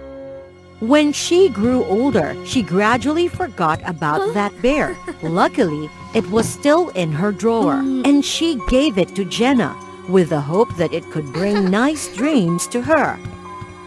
However, the next morning, Savia discovered that the teddy bear by somehow appeared right in front of her room with a wounded body. The bear suddenly moved, making the princess startled. Don't worry, princess. I won't harm you. Who are you actually? What do you intend to do? The bear told her everything. Turned out that the bear named Kenom, who was a grandson of a kind witch. She used to take him to the palace to help the king do some rituals. And to protect the princess from boogeyman was one of the works. One time, when his grandma was fighting against the boogie, although being told before, Kenom still made a peek at them. Thus, the boogeyman had a chance to escape, and he even harmed Kenom. To protect Kenom's soul, his grandma had to bring it into a teddy bear. And she gave all of her magic to Kenom, so she was not able to protect the princess anymore. From that moment, Kenom had to take the responsibility of protecting the princess's sleep every night. Thanks to that, she could mature peacefully. When Savia matured, Kenom thought that he could come back with her grandma, but she predicted that in the near future, he still had the mission to protect the princess, so he had to stay. Being kept in a drawer for too long, my magic was weakened, so I was wounded after fighting against him. Turned out you have been protecting me for the whole time, and I don't even know. Thank you so much. And how about Jenna? Boogeyman took her away. Just go to my grandma's place. She will tell us what to do. Following Kenom's instructions, the two went to his grandma's house. Knowing everything, his grandma soon prepared for it. She had worked on an amulet which could help Kenom turn back to human in a short time. My magic can only work until midnight, so you two have to find him and prevent him before that time. This is the magic fire which can help you fight against the dark force. But why you always choose to act on Halloween night? Because this is the night for the ghosts. And it also means the dark power is strongest then. But how can we find him now? Rest assured, before he left, I quickly casted a navigation spell on his body. Thanks to the magic map, they could see that he was going to the Sandman's place. He was the god who helped people fall into sleep. Why does he go there? The nightmare genius all find it more difficult to fall into the sleep than normal person. So he needs to have more sleeping sand. So we have to be quick. Although they moved really fast by the broomstick, but they were a little bit later. The boogeyman had made the Sandman drunk and taken away his sandbag. You're too slow. But now I have no time to play with you two. After this Halloween night, you all will live in my nightmares forever. Then he let out dark shadows to attack them. Savia and Kenom had to struggle for a while to defeat all of the ferocious dark forces. When the last shadow was defeated, the magic fire on Savia's hand also ran out of its energy and went off. However, they couldn't step back at that moment. So, they took the risk and followed the boogeyman to stop him, taking too much time to fight against the dark shadows. So when they reached the boogeyman's place, he had successfully brought Jenna into a deep sleep. At that moment, her nightmares was also released. It wasn't the image in her dream anymore. The nightmares appeared right in front of their eyes. The nightmares started attacking them. Without the magic fire, they were badly injured. At that moment, the princess saw the sandbag, which Boogeyman still placed on the bed. Right, I'm also a dream genius. Why don't I use my dream to defeat her dream? Understanding Princess's intention, Kenom used the amulet to create a firm shield protecting Savia. She rushed to the bed, using sleeping sand to be in her dream. At that moment, Kenom used all of this magic to protect Savia. When Savia was deep into her sleep, an armed force immediately appeared, defeating all the dark forces. After a while, Jenna finally woke up, and the nightmare shadows was no longer existed. The boogeyman really angry when his plan had been broken totally. He rushed there to attack Kenom, making him badly injured. Right at that moment, the clock struck midnight. Halloween had arrived. Magic didn't work anymore. Kenom immediately turned back into a teddy bear. Only Savia and Jenna were shaking. Savia, long time no see. It looks like even you're an adult, you're still a shy little lamb, right? Her darkest memories turned back, making her body shake all the time. Your fear is always a special flavor. Do you know it? Even you broke this precious chance of mine, but it's alright. This time no one can stop me. I will make you two immerse in fears, and the next Halloween, you two will be the ones who create my dark army, which is strong enough to make this world immerse in nightmares forever. I'm not scared of you! Oh, look at the shy rabbit trying to be strong. How pitiful you are. That's right. We won't be scared of a man who has a weird appearance like you. You look exactly like the scarecrow at the field. Huh? No one tells you that shaming others' appearance is impolite. That's for human, but you're not human. You're just a scarecrow with a funny clown nose. And even a rainbow hair. No one will be scared of you. And the crow will even lay egg on your hair. They realized that Boogeyman will exist by the imagination of each person. Provided that they weren't scared, he wouldn't be able to harm anyone. You all, stop! You have to be scared and not to make fun of me. You also bring a fear that no one will be scared of you, right? Now you are nothing but a poor kid. And even a crying baby. Finally, the two girls together overcame their fears and defeated the boogeyman. However, at that moment, they realized that Kenom hadn't moved at all. Suddenly, the Sandman appeared right in front of them. Oh my! How cute this kid is! Kenom, he is not a kid, but a hero. I mean, that kid. The kid shouldn't sleep late. Maybe I have to coax him a little bit for giving him a nice sleep. He is an ambitious and evil boogeyman. Please defeat him. He was born from the fear of human. If you want to defeat him, unless there is no fear on this world, it also means that if you have no fear, he can do nothing to you. Alright, I will bring you home and help that bear take back his appearance. But on one condition, you all have to keep the secret that my sandbag was taken away. I will be really embarrassed. Happy Halloween! Immediately, everyone saw themselves stand in front of the orphanage. Kenom also turned into human like before.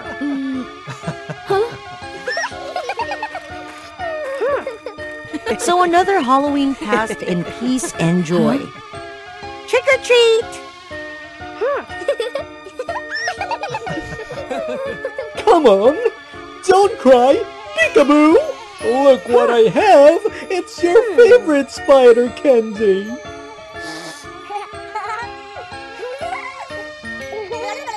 The fearsome monsters emerged from a magical egg and rushed towards a young girl. Who is this girl?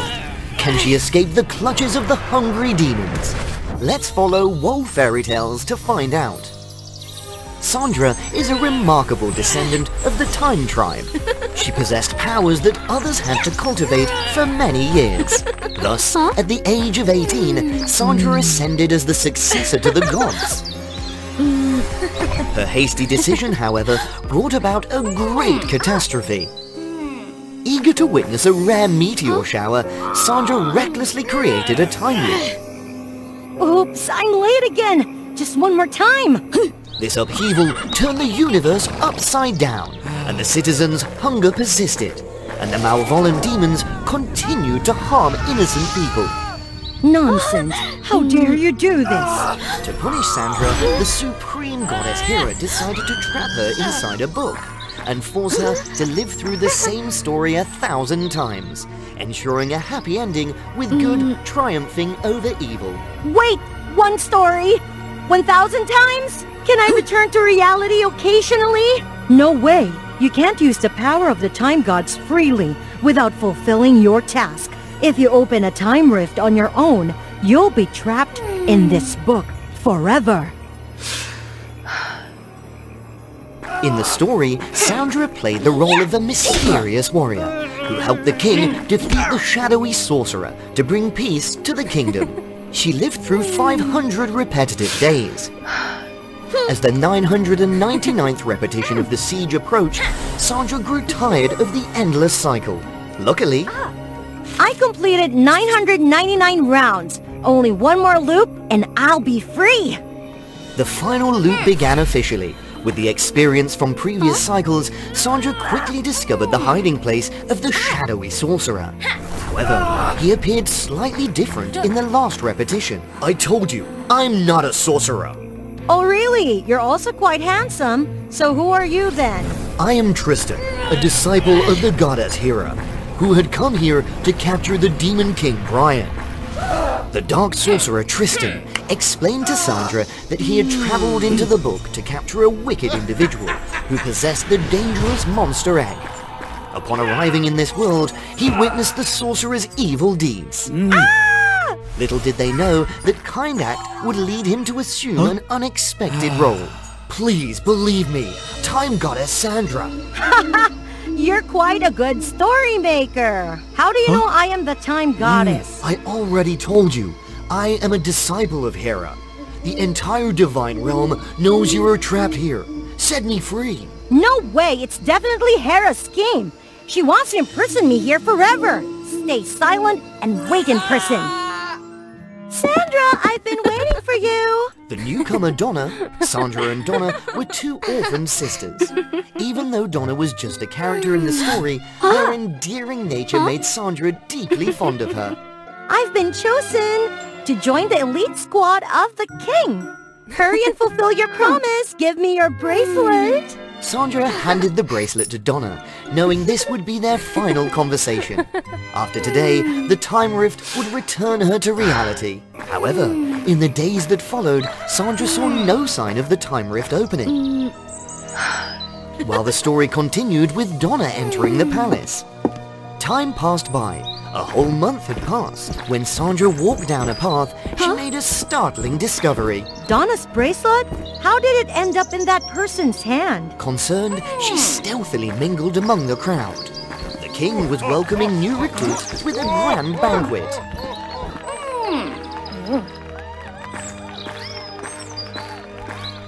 Curiosity led Sandra to a secluded area, far from the main castle. She peered through a window. No! Get away! Oh no, Donna! In the next window, she saw poor Donna with the same sorcerer from before. Hurry! Save the girl! The monster's coming! Sandra was about to charge. But what if Hera discovers me using magic recklessly? She would have a reason to keep me in prison. Back off, you creepy creature! Sandra, save me! How dare you bully my little sister? Sandra, I'm so scared! Swiftly, the monster shattered the time-freezing spell and charged toward them. Give me a hand! What is it? It's Brian's pet who can absorb people's fears. But where's the king? Why are they allowed to do this in the castle? Brian has taken the king's place. Now, the king is the demon I've been searching for. It turned out that Brian had harmed the king. Usurped from the throne and called the people to the palace under the guise of selecting elite soldiers. He used the three-headed monster to collect their fears and grow the dangerous monster egg. That's the monster's egg? Once he hatches, thousands of monsters will be unleashed. Moreover, Brian will gain immensely powerful magic. The tables have turned. To escape from this book, you must capture Brian. Don't even dream about it! If it weren't for Tristan and Brian's appearance, Sandra would have easily gotten out of this book. She wouldn't have gotten involved in this trouble. Sandra, many others are still trapped. Please help them. Donna, worry about yourself first. Deal with Brian yourself. I will have a word with the goddess Hera. Lost in her anger, she failed to notice the danger approaching. Sandra! Donna! Oh, Donna! Save everyone! Promise me! Greetings, esteemed guests. As it turned out, earlier at the main palace, Brian had discovered something peculiar. And the three-headed monster had been kept in the dungeon for a while, but the monster egg had shown no sign of cracking. Thus, he went down to check on it. Oh my dear, I had to expend so much energy to revive it from the egg. No worries, if I know this old, worn-out book contains a deity, there's no need to bother collecting the tiny drops of fear from the common folks. You wicked fiend! I'll seize the fears of whichever time goddess you're in love with.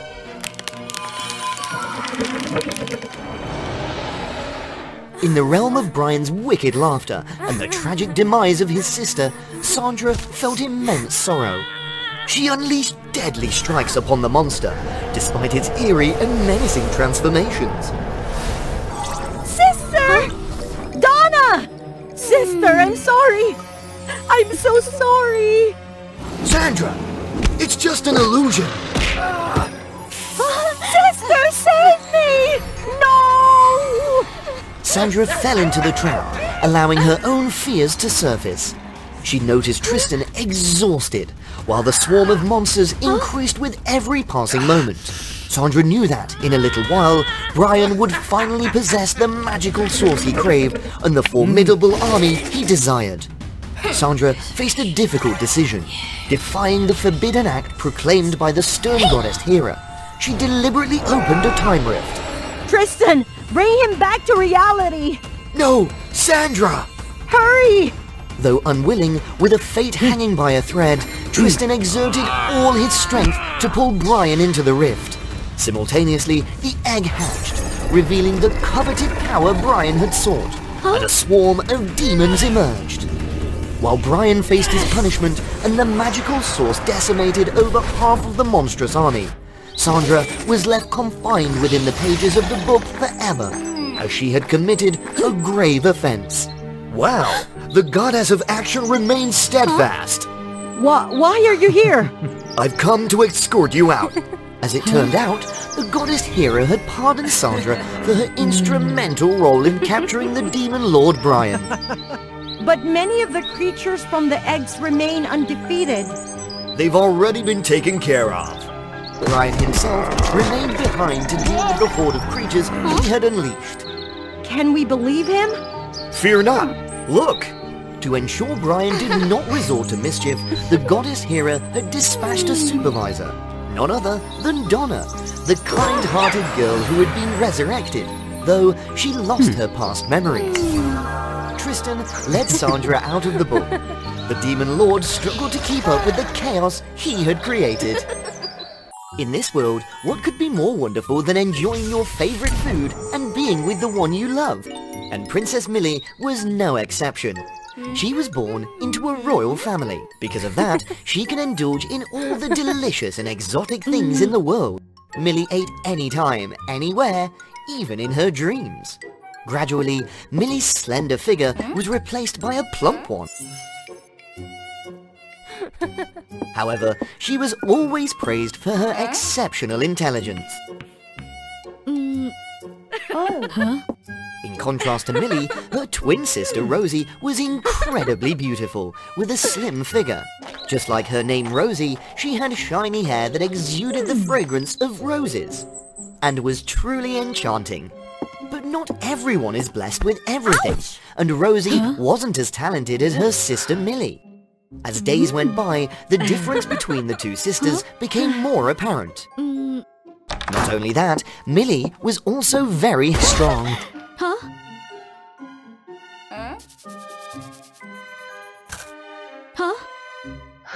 Have I gained weight again for no reason? She looked at herself in the mirror, feeling even more insecure about her chubby body. When she went outside, Millie felt uncomfortable seeing people staring at her.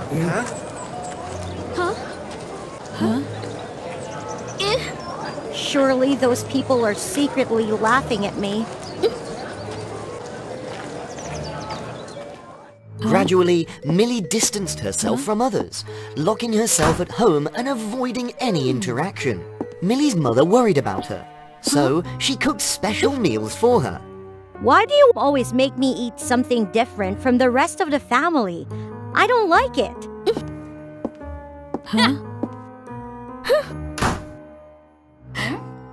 Tomorrow there's a royal ball happening, and I really want to go. Can you come with me, sis?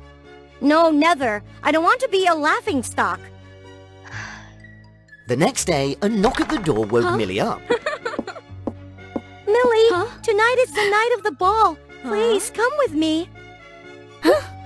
You're too bothersome. Don't waste your efforts anymore.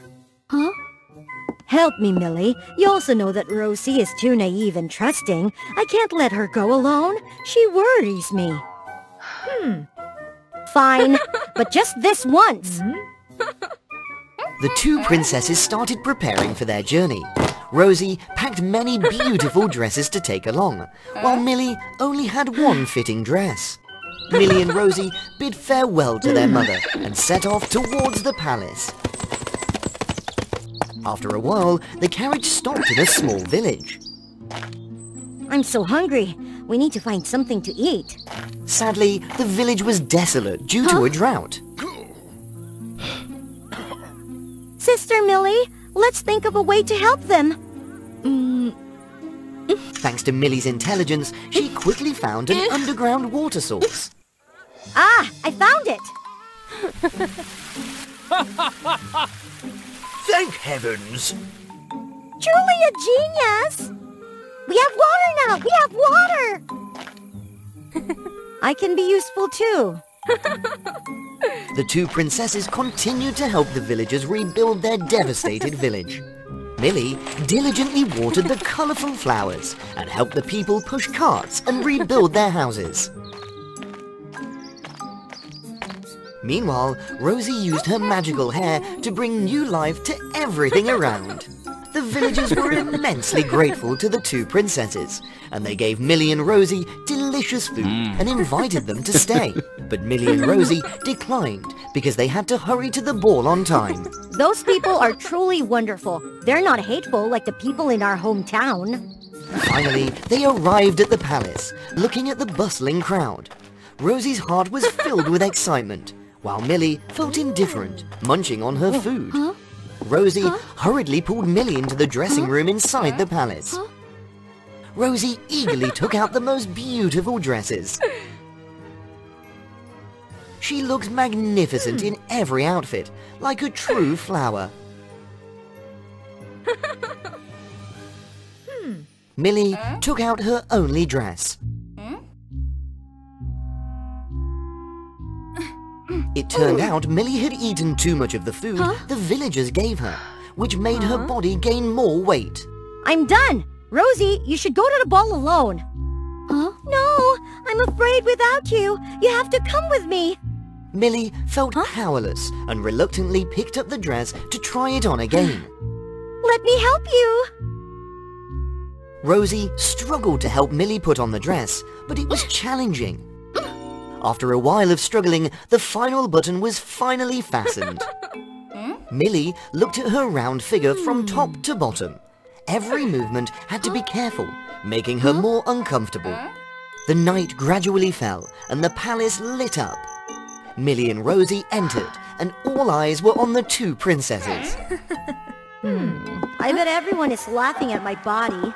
But contrary to Millie's thoughts, everyone made way for her. This is the acceptance I was looking for. Greetings, handsome princes and beautiful princesses! In just a few minutes, the ball will officially begin. Prince Lucas will only dance with one person. And that person is the one who overcomes the prince's challenges. Come on, Millie, do your best. Play along, I'm not in the mood. Please, for your little sister. Finally, Millie took the lead in asking the questions and facing the challenges. Everyone couldn't deny Millie's intelligence and quick wit. The doors of the room opened, and Prince Lucas appeared. Millie seemed indifferent, but when she saw the prince, she couldn't help but feel a flutter in her heart. May I have the pleasure of dancing with you? I thought the prince would only dance with beautiful girls, the noble ones. Why would he choose someone plump and unattractive like me? Lucas began leading her in the first steps. The tight dress made it even more difficult for Millie to move. Until now, my father, the king, always arranged meetings with beautiful girls. But deep down, they had narrow-minded thinking and were selfish. I just want to find someone with beauty and intellect, no matter how they look on the outside. While they were immersed in the music, they suddenly heard a loud rip. Millie looked down, and her dress had a big tear. She didn't know where to hide, so she searched for Rosie's help. But Millie saw Rosie being taken away by a group of strangers. They were Viper and Thorn, two villains who had been secretly following Millie and Rosie while they were helping the villagers and had witnessed Rosie's magical hair. Taking advantage of Rosie's naivety, they wanted to kidnap her and use her to earn money. Stop! It's all because I didn't take good care of Rosie. Fury fueled Millie's determination, and she ran alongside the horse-drawn carriage. The carriage overturned, and the horses went into a frenzy. Rosie, run! Viper and Thorn immediately chased after the two princesses. Millie ran to a large lake, but there was no way to cross. Millie looked at her plump figure and had a brilliant idea. Millie signaled for Rosie to climb onto her back. Millie acted as a buoy and swam Rosie to the other side. Thank you, sis, for always helping and protecting me. Millie realized that Rosie had always loved her, even when she despised everyone. Her frustration had spread to her sister as well. Both of them ran towards the edge of a cliff, with no other way out. With no other choice, Millie had to fight against Viper and Thorn barehanded.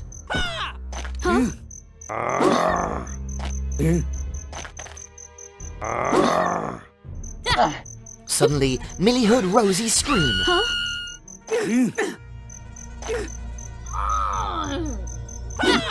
Millie was severely injured, and she was exhausted. Farewell. Why would you do this? Because I love you. Millie woke up startled. It was all just a dream. Rosie, thank you for being safe. These are all healthy dishes, delicious and won't make you gain weight. You can eat them to your heart's content. It turned out that Millie had misunderstood her family all along, which had made her become resentful and unpleasant. No one despised or mocked Millie. Truly a beautiful and kind-hearted girl. Everyone passing by waved and greeted Millie warmly. Millie felt like the barriers between her and the others had been broken. Millie always chose healthy food, exercised diligently to avoid uncontrolled weight gain as before. Embrace everything with a positive attitude. That's how life... Barbie will forever cherish the moment she came into existence. She opened her eyes in a dim and dusty factory, and the first person she laid eyes upon was Seth. She was his masterpiece, a flawless human-like doll of mesmerizing beauty. Seth breathed life into Barbie, transforming her into a doll with a beating heart, capable of experiencing human emotions. Join WOA Fairy Tale to discover what happens next. In the following days and months, Barbie lived joyously by Seth's side. He meticulously cared for her, brushing her hair every day and dressing her in the most extravagant gowns. Seth loved Barbie so much that he made her the standard for creating Barbie World. A world filled with stunning human-like dolls that could move and converse like real people. In Barbie World, beauty was revered, and Barbie, being the most beautiful doll, was deeply respected, second only to Seth. Seth possessed many exquisite dolls, yet he always showered Barbie with his special attention and care. Despite being closely controlled in her actions, gestures, and appearance. Barbie reassured herself that she was truly happy by Seth's side.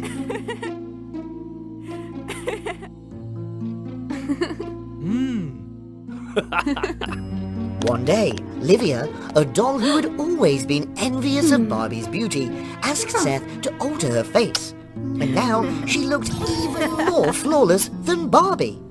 Look at Livia! It's as if her face had been magically transformed.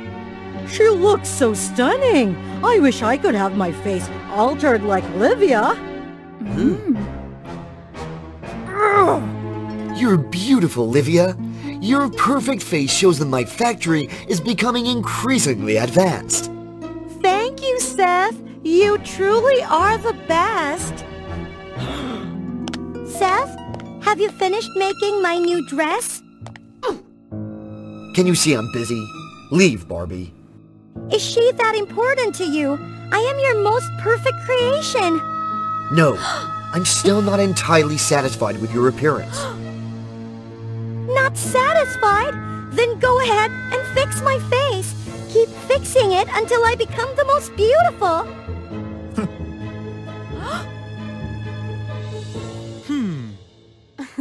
Seth examined Barbie and remarked that her face could still be even more beautiful.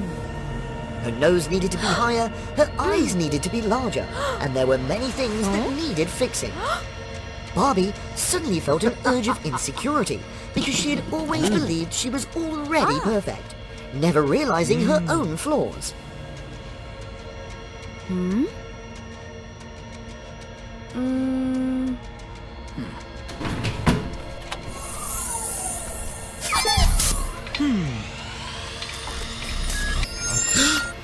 A technical glitch had occurred in the factory, affecting Barbie's face by half.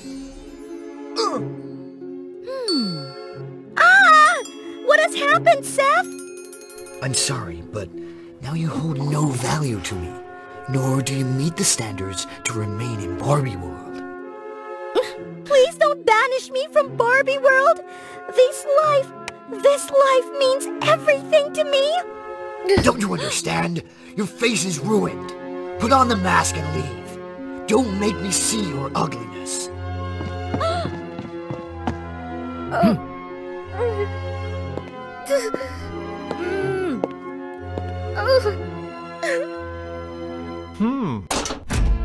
After leaving, Barbie wandered into the dark land where only imperfect dolls resided.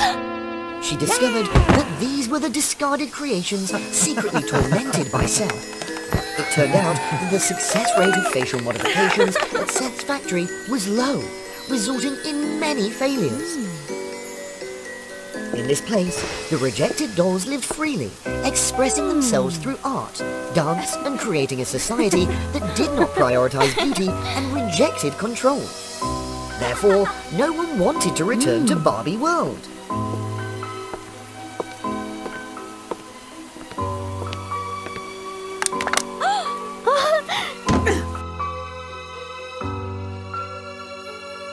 Suddenly, a black hole appeared, tearing through the stillness.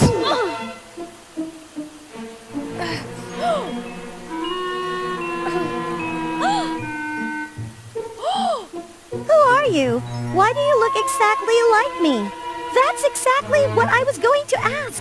I am Barbie. I am Barbie too.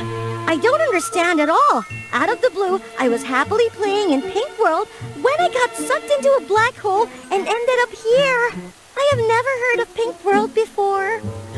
Could it be that I have stepped into a parallel universe? Well, no matter what, we are here now. Let's explore this place for the time being.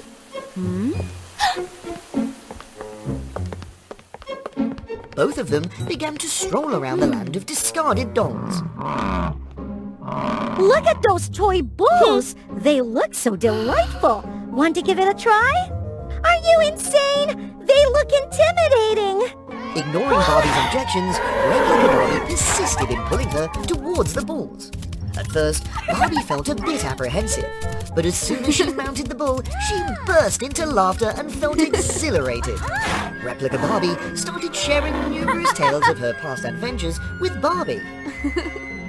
Barbie felt that she had led a meaningful and courageous life, truly deserving of admiration. Both of them rode the bulls back to the junkyard.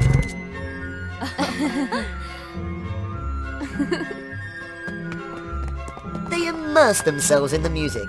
It was the first time Barbie felt the freedom to do whatever she pleased. She dared to engage in daring activities, like archery and horseback riding.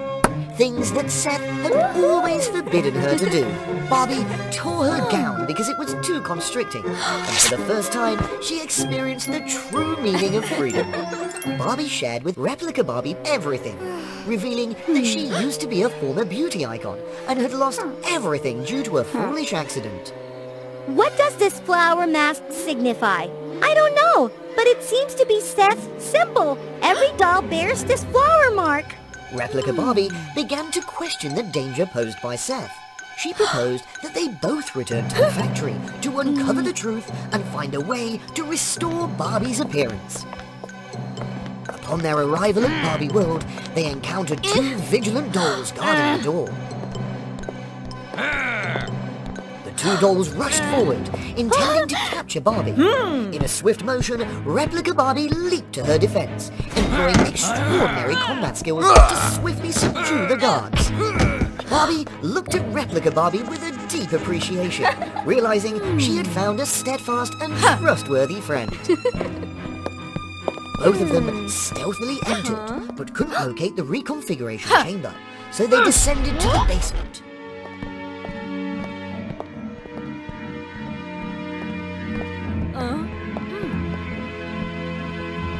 Replica Barbie discovered a pulsating crystal orb of enchantment positioned in the center of the room.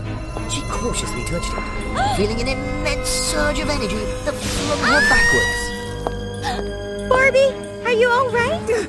I'm fine. What in the world is this mysterious sphere? At last, you've both arrived. You've fallen into my trap. Seth began to divulge his true nature. Once, he was a renowned doll artisan. Driven by an insatiable desire for beauty, he delighted in crafting exquisite life-size models. However, Seth had never found fulfillment in these creations. To him, dolls, no matter how beautiful, were merely inanimate objects. Seth delved into the dark arts of black magic and learned about the soul-stealing spell that could bring spirits of young departed girls back to life within dolls.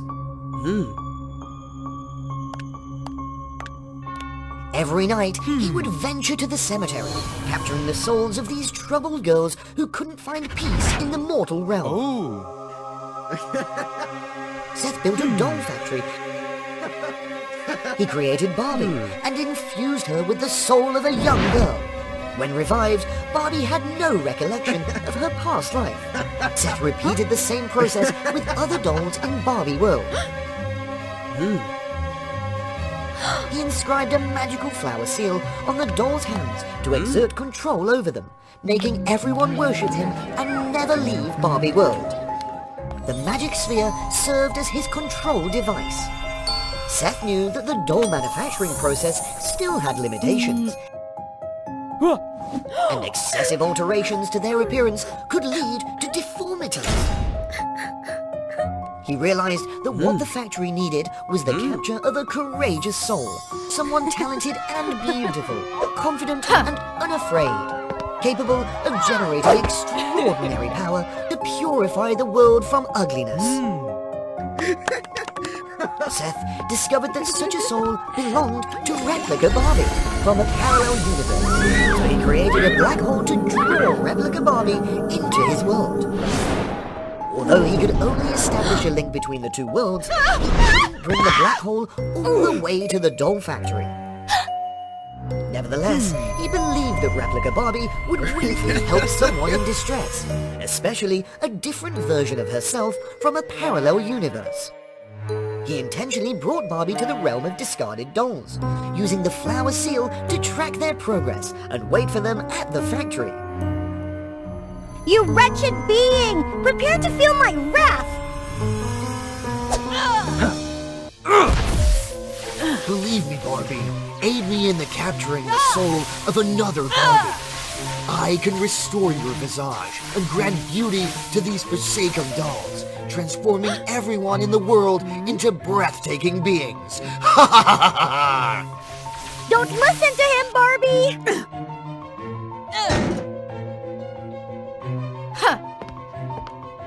Seth felt pleased that Barbie still obeyed his commands, but to his surprise, Barbie turned around and shattered Seth's magic sphere. As it turned out, the encounter with Replica Barbie and the experience of freedom had deeply touched Barbie's soul. Her genuine emotions broke free from Seth's control, shattering the seal of the flower imprint he had created.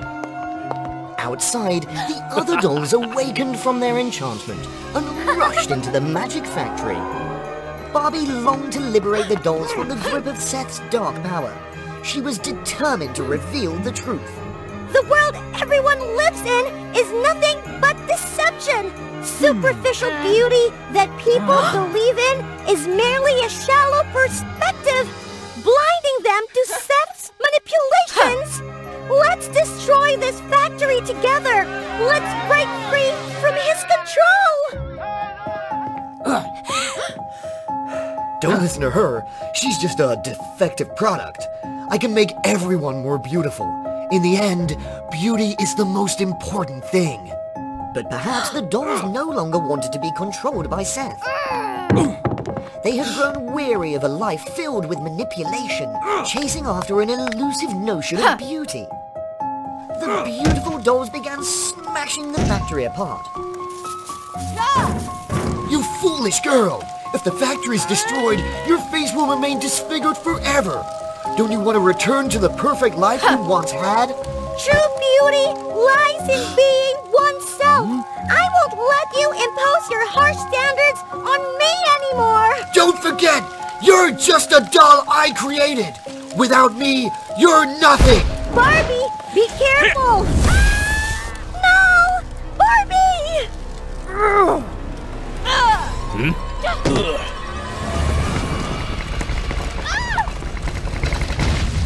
The factory exploded, turning into a magical dust that scattered around, filling the air with enchantment. Seth's magic was shattered, and Barbie's face transformed back to its former beauty. Huh? Look, Barbie, I'm so happy. You helped me find freedom, helped me change. I'm truly grateful to you. It was Seth's spirit, having found refuge within an unfinished female doll. Seth, feeling ashamed, had been defeated and now appeared incredibly ugly. Seth? Is that you? Don't look at me! Are you gloating? Now I am truly hideous. No need to chase me away. I'll leave immediately. Wait, don't go! Regardless, I owe you gratitude for giving me life. As long as you've realized your mistakes, you can stay here. I apologize. I'm truly unworthy of your kindness.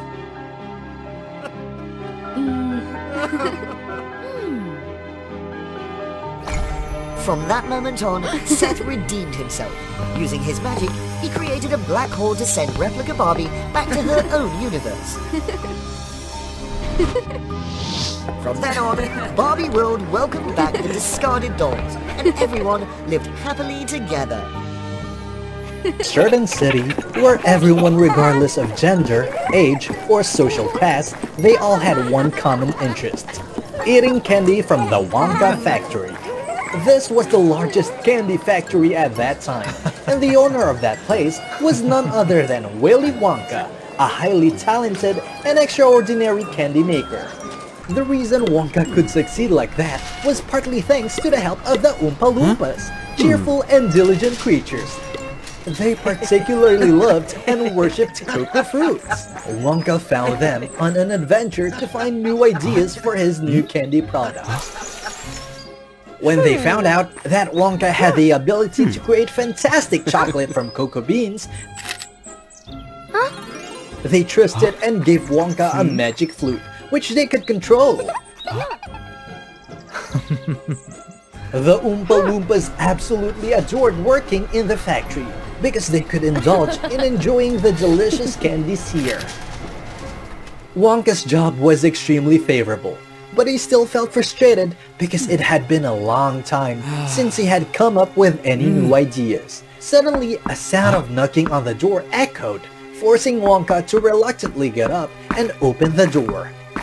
He was extremely surprised when he saw a small girl trembling from the cold behind the door. It seemed that he was attracted to that girl from the first glance. Hello, sir. I have unfortunately lost my way and encountered heavy rain. Please kindly have mercy on me and allow me to stay for one night. I will leave the next day.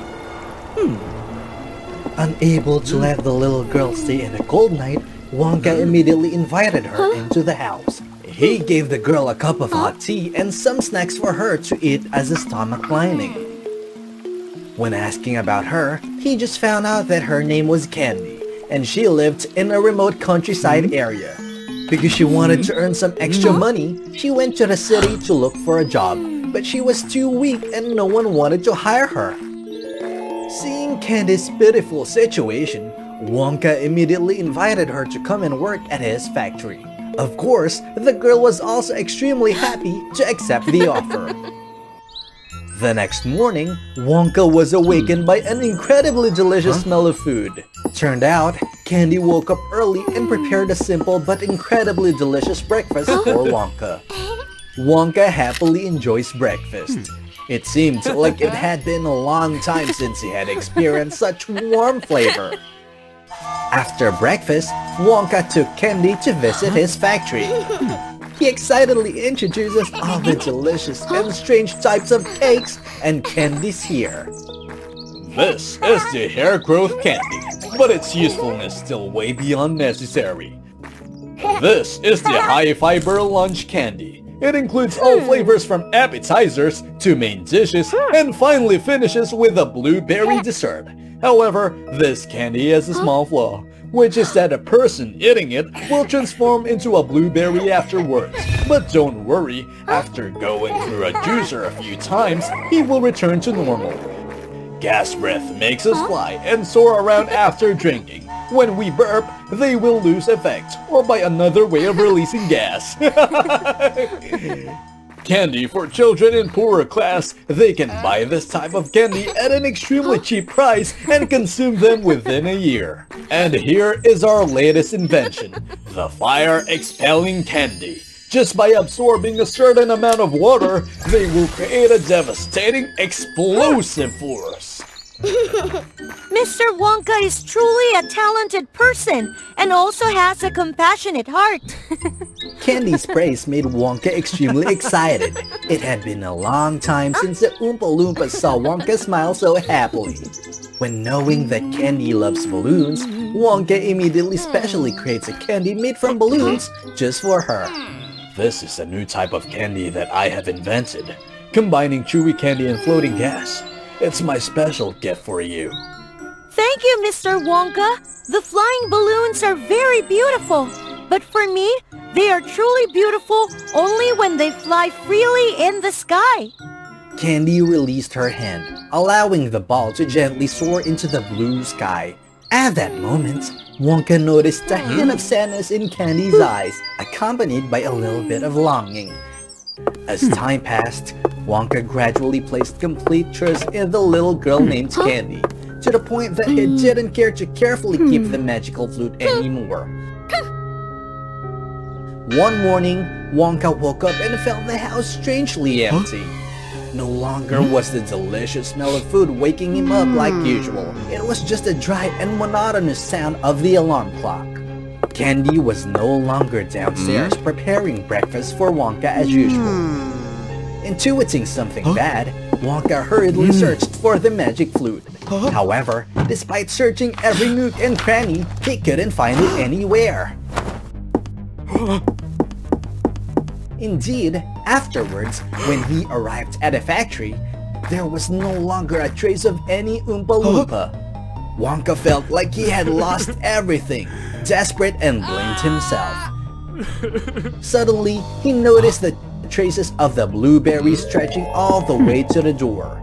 It's a trail left by the Oompa Loompas after their lunchtime candy feast. If I follow it, I might find everyone in even candy. Maybe there's some misunderstanding in this situation. Traces of the blueberry led Wonka deep into the old forest and stopped at a castle made entirely of candy. Willy Wonka immediately realized that those candies were made by Oompa Loompas. Suddenly, a familiar figure glided past, and that was Candy. Candy? Could it be that she was also forced to come here? While chasing Candy, suddenly, a net made of gummy candy fell onto the guy. Next, the Oompa Loompas rushed in to hold tightly, not giving him a chance to move. An obese woman appears in front of him with a sly smile, while holding his magic flute in her hand. Oh, look who is here to visit me! Isn't this the talented candy manufacturer Willy Wonka? Who are you? Why do you want to capture Candy and the Oompa Loompas? Until now, you're still so foolish, huh?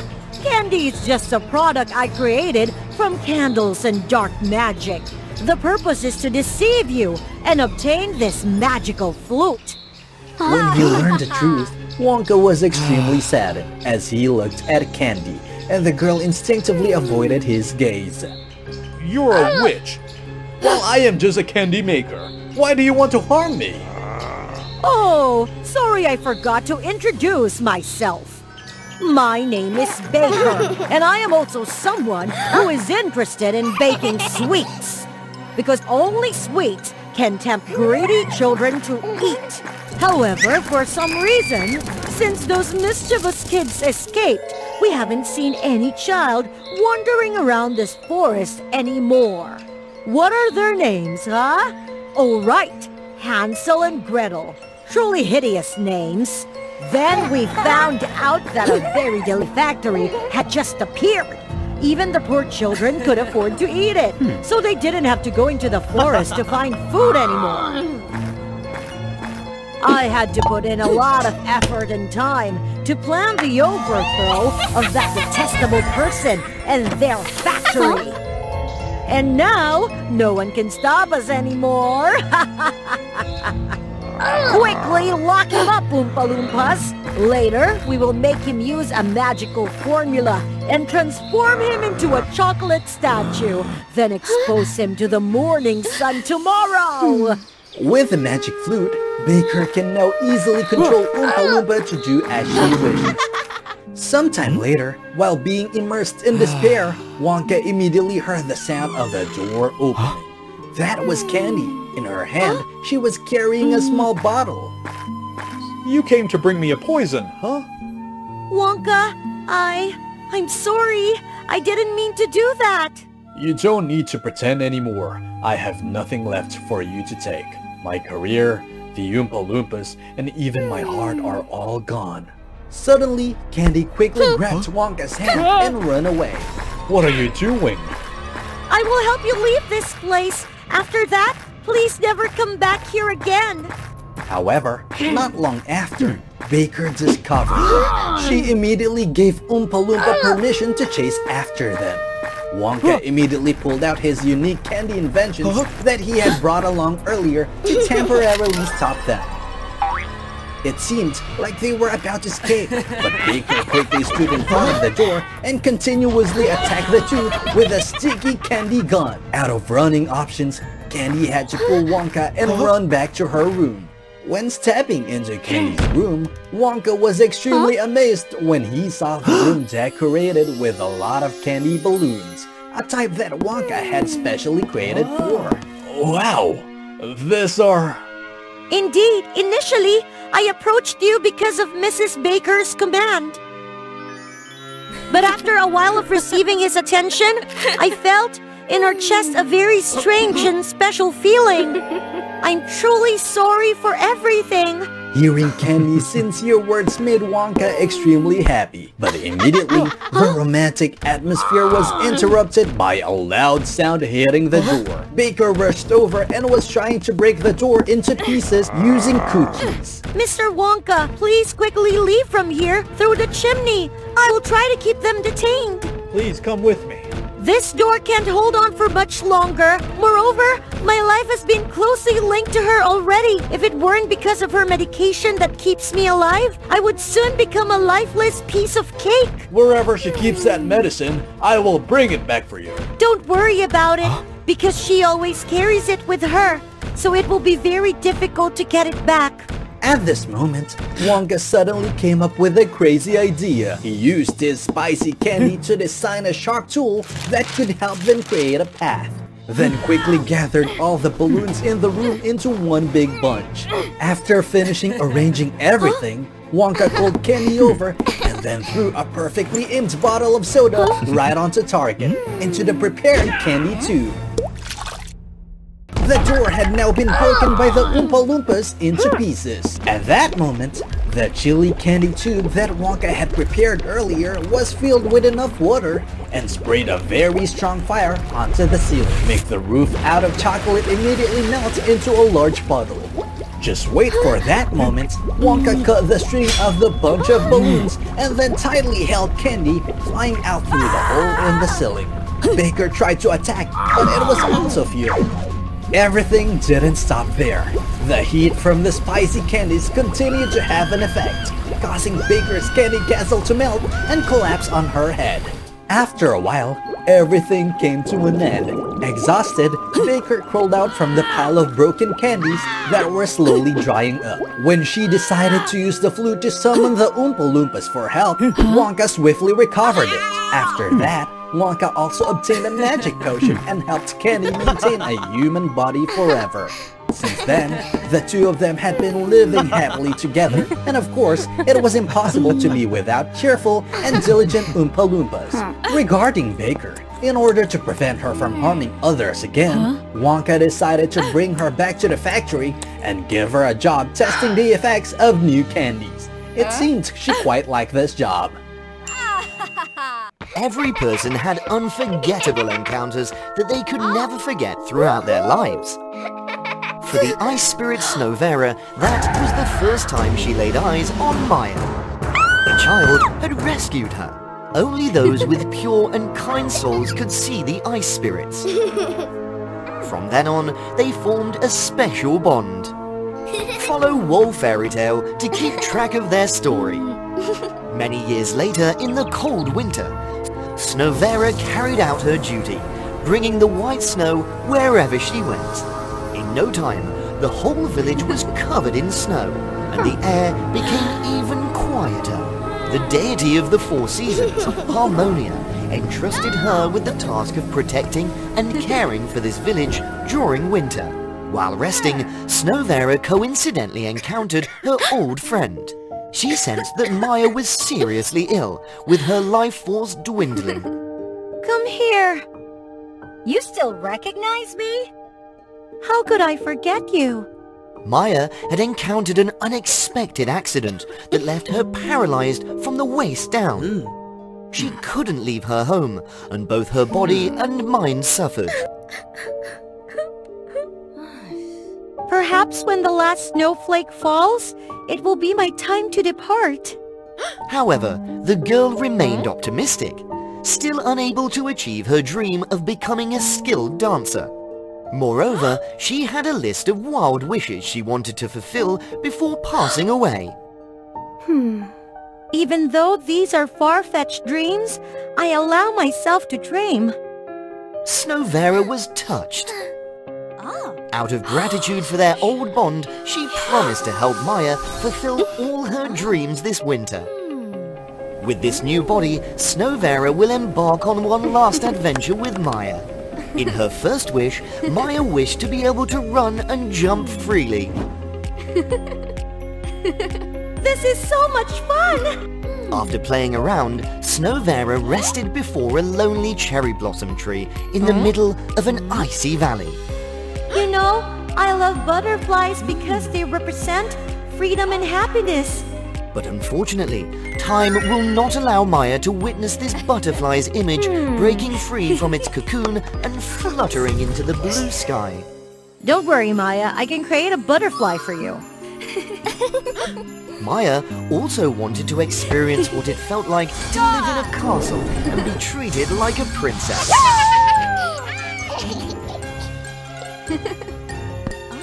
In this way, with Snowvera in Maya's body, they fulfilled all her wishes.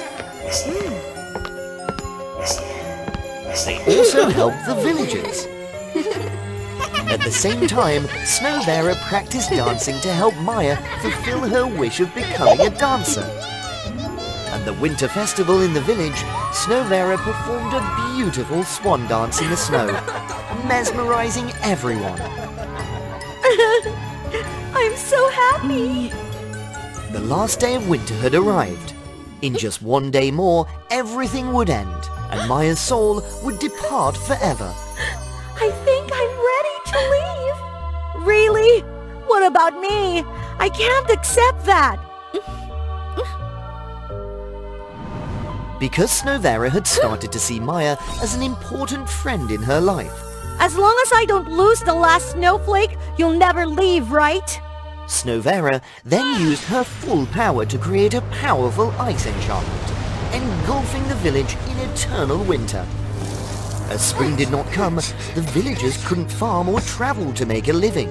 They gathered to plead with Snowvera to end this frozen state. can't be like this. It's time for me to go. Snowvera stubbornly resisted, refusing to listen to any pleas. The commotion reached the ears of the deity of the Four Seasons goddess Harmonia. Oh, you defiant child! How dare you hinder the cycle of the seasons! However, the ice enchantment could only be broken by its creator. If someone else broke it, that person would pay by her own life. If Harmonia intervened, Snowvera would vanish, and the eternal winter would vanish forever. So, Harmonia quietly brought Maya to the Eternal Realm.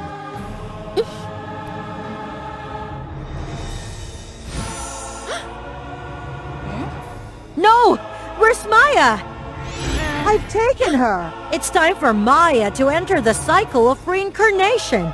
That is the law. No! I must find her! You are so stubborn! Besides, how long do you plan to stay in this body? I return to my original form when Maya is resurrected. Huh. The Eternal Realm was a sacred place, existing between the human world and the soul world. Here was a beautiful city with all four seasons intertwined, and there was no concept of time or space. Souls could do whatever they pleased, but some souls were lost, unable to reincarnate or remain in the mortal world. Snowvera searched for her friend everywhere. Finally, she learned that Maya's soul was captured by a group of evil spirits. They had strong attachments, unable to reincarnate, and thus they lingered, tormenting weaker souls. Release my friend! The evil spirits were not easily subdued. They had cultivated for thousands of years to become demons. Take this!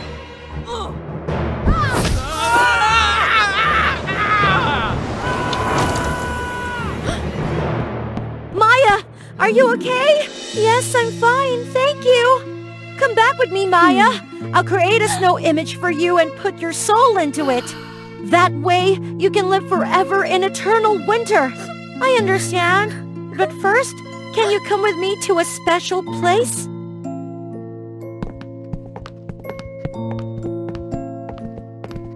She led Snowvera to the familiar cherry blossom tree they had seen before. You can see this cherry blossom tree too? Yes, and the only way to leave the Eternal Realm is to pass through it. But first, can you help me one last time? She wanted to see the cherry blossoms bloom together with her beloved ice spirit friend. When Snowvera turned to look at Maya, she was surprised to find her fading away, turning into glittering fairy dust. The fairy dust gathered to form a butterfly cocoon. Please, Snowvera, end the eternal winter. During the time we played together in that winter, you gave me a very meaningful life, making me let go of everything and be ready for a new beginning. So please understand and release the village from this powerful ice enchantment. Snowvera tearfully realized it was time to accept reality and let go of everything. Finally, Maya could reincarnate. This cherry blossom tree was also a bridge between the Eternal Realm and the mortal world. Here, there was no concept of time or space. Therefore, what happened on the tree could be seen in the mortal world. Turns out, the butterfly cocoon they had seen during the past winter was Snowvera's image going through reincarnation in the future.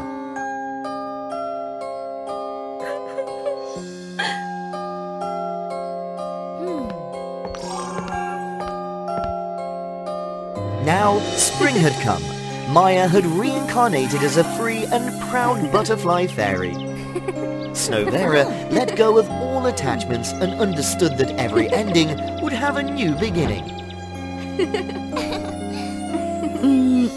She became more responsible as a spirit. Every winter, she would return to this village to play with her beautiful butterfly friend. Those born with a red thread on their hands are often soulmates, understanding each other without the need for words. If one person lives, the other is sure to be reborn. Their lives are interconnected and supportive of each other. Anyone with intentions to sever this red thread will find it ineffective. Will the witch give up, or will she remain determined to obtain the red thread? Let's subscribe to WOA Fairy Tale to find out more details. From a young age, twin sisters Sophia and Eliza had the red thread on their hands. However, they became orphans and were placed in an orphanage.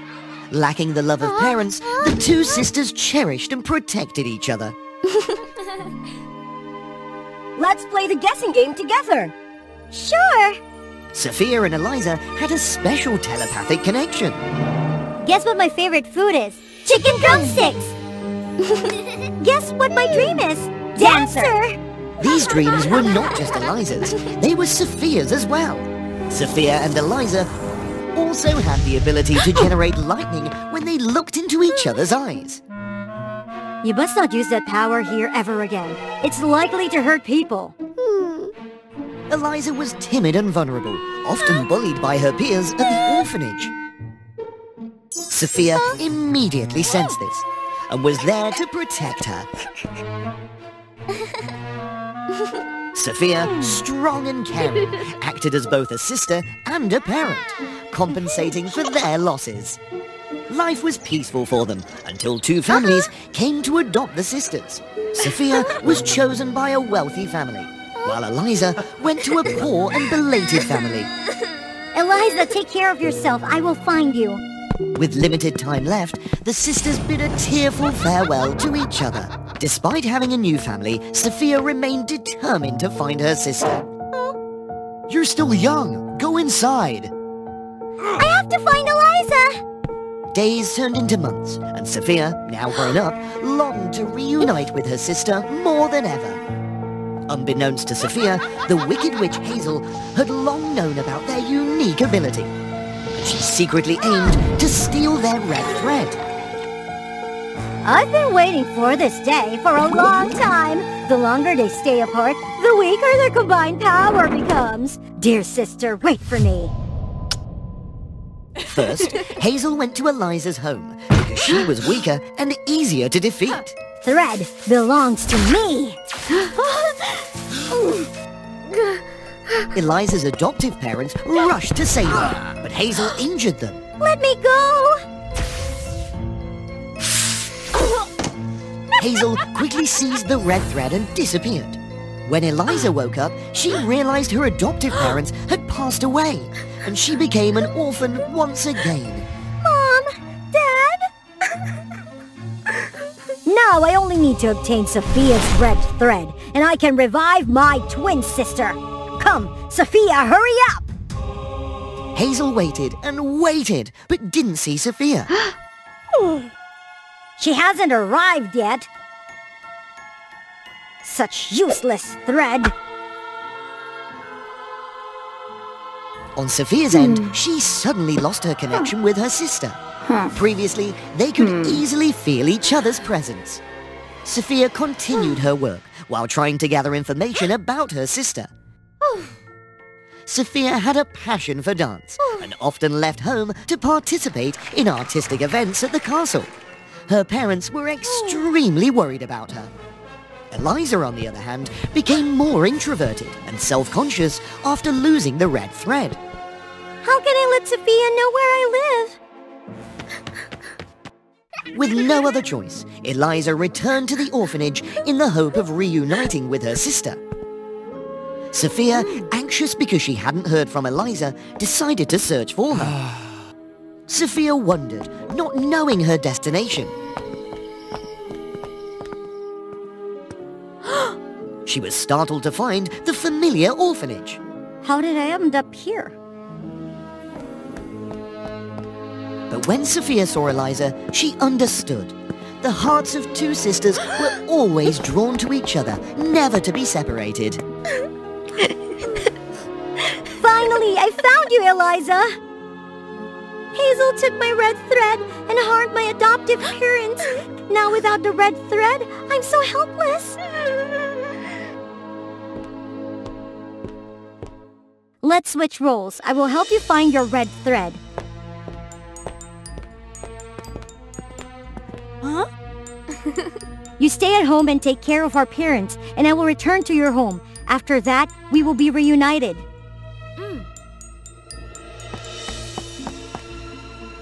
Eliza returned to her sister's home in a patchwork dress.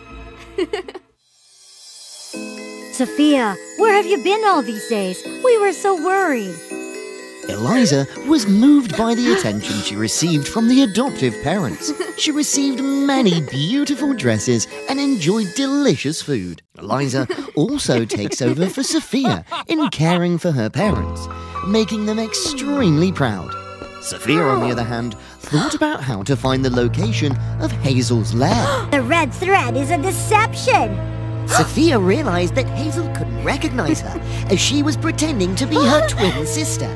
Please spare me, and I will lure my sister here and hand over the red thread to you if you agree to return it to me. I can't trust your word so easily. You must prove it to me. How can I prove it? Take good care of my twin sister over there. Sophia was taken aback when she realized that Hazel's twin sister was just a lifeless body. If it were Eliza, she would have been scared and fled. Sophia, on the other hand, played around with the corpse, much to Hazel's surprise. As Sophia pretended to care for the lifeless body, she discreetly searched for the location of the red thread. Well done, Eliza. Now you'll go through an initiation test to prove your loyalty to me. Sophia understood that agreeing to this test would allow Hazel to control her. I'd like a day off before becoming your servant. Very well. See you tomorrow. Sophia immediately explored every nook and cranny to find the red thread as quickly as possible. Sophia was shocked when she discovered the red thread lying beneath a coffin. The red thread glowed as if it had just found its counterpart. So my suspicions were correct. You are Sophia, not Eliza. In the meantime, Eliza was invited by the owner of a dance club, where Sophia often performed, to participate in an important event. Although Eliza loved to dance, she also had to take care of her parents, and she wasn't Sophia, so she couldn't dance like her. Go ahead. Eliza stood on stage for the first time. The audience cheered loudly. This was also my childhood dream. I will make my sister proud. Eliza began to dance beautifully, no less than Sophia. The audience applauded enthusiastically. At the end of the performance, many people gave her flowers, and Eliza felt happy and more confident in her abilities. Eliza was sure that Sophia was in danger.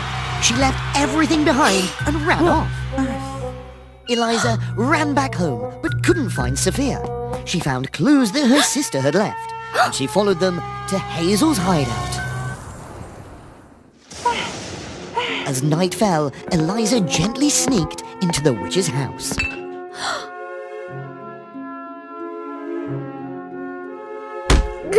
Hazel was overjoyed because she had finally captured both sisters. Hazel transformed both sisters back to their original forms. Did you think you could deceive me with just a hairstyle? How foolish! Now with 2 red threads in my possession, my twin sister would soon be revived. Hazel began chanting a spell. Hazel's twin sister, who was also her victim, began to move and opened her eyes. Oh, my dear sister! Suddenly, the lifeless body transformed into a zombie. The red thread had the power to only resurrect its owner. No!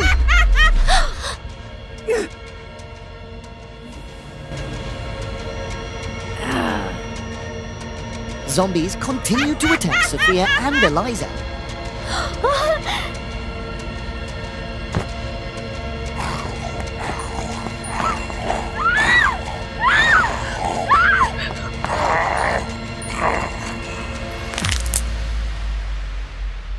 They reached a dead end, but the sisters looked at each other with understanding. Using their telepathic ability, they easily defeated the zombies. Thank you for always sacrificing for me and helping me gain confidence. Thank you for taking care of our parents in my absence. Now let's go home. Sophia introduced Eliza to her parents, and they lived together happily as a true family. Once upon a time, there was a spider queen, and this is the tale of her life. But first, follow the WOA Fairy Tales channel. Don't interrupt the story, okay? The Spider Queen, Charlotte, lived in seclusion within the forest, as everyone feared her eerie presence. In reality, Charlotte was very kind-hearted. She used her abilities to protect the forest. Despite her kindness, Charlotte believed herself to be terrifying. In the past, Charlotte's former husband sacrificed himself trying to save her, but people misunderstood that she was the one who harmed him. Since then, Charlotte chose to live alone, befriending only the unhatched spiderlings. Deep down, she longed for love and companionship. That day changed Charlotte's life. Why are you here, human? This is Princess Wendy. Actually, I need your help. I'm an outsider. No one values me. I'm always alone. I have to win the fabric weaving contest for the princesses, so the royal family won't abandon me. But my weaving skills are poor, so you want me to do it for you? The answer is no. If I win, I can convince the people that you're not scary, and if they see your talent, they'll trust us. Charlotte didn't want to see herself and her spiderlings lonely anymore. Charlotte also empathized with the prince's situation. Wendy went all out to protect Charlotte, and it had been a long time since the Spider Queen received such respect when they returned to the castle. That night, she diligently wove a beautiful gown for Wendy to use in the contest. It's marvelous! Truly breathtaking! Thank you? Her efforts were rewarded. The gown she sewed for Wendy was indeed the most beautiful gown. And Wendy easily won the first round of the competition.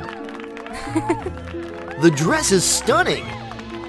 I had no idea the princess was so amazing. People like my dress? It's truly that wonderful? Wendy was really glad after coming back from the contest. I knew you were right!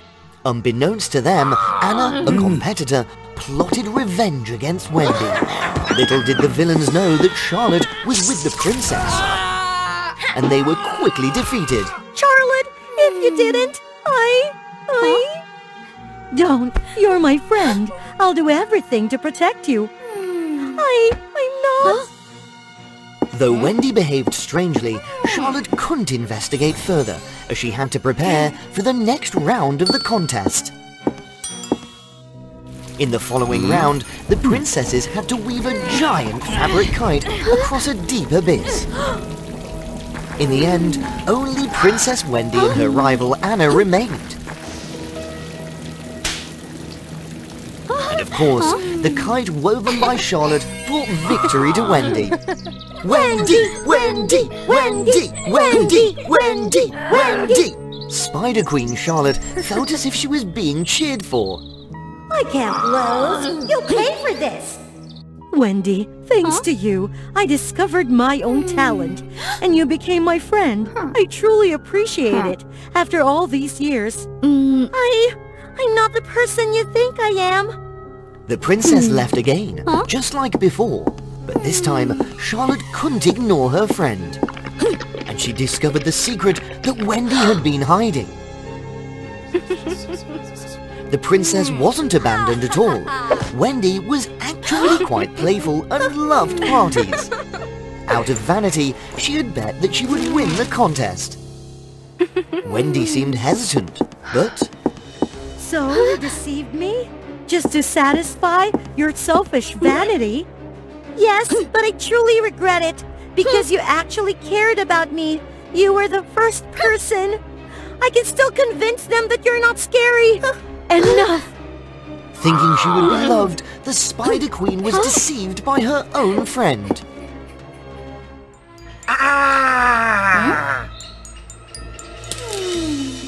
Just when it seemed the Spider Queen would go back to her old life, another twist occurred. You attacked us that night. Why did you do it? Speak! Charlotte had discovered that Anna had sent her henchmen to harm her, and Wendy for revenge. It can't be! But no matter what, she couldn't abandon her friend. What's now? The final round of the contest was taking place, and the Spider Queen arrived just in time as Wendy began her performance. Wendy had to weave a fabric bridge across the deep chasm and dance on it.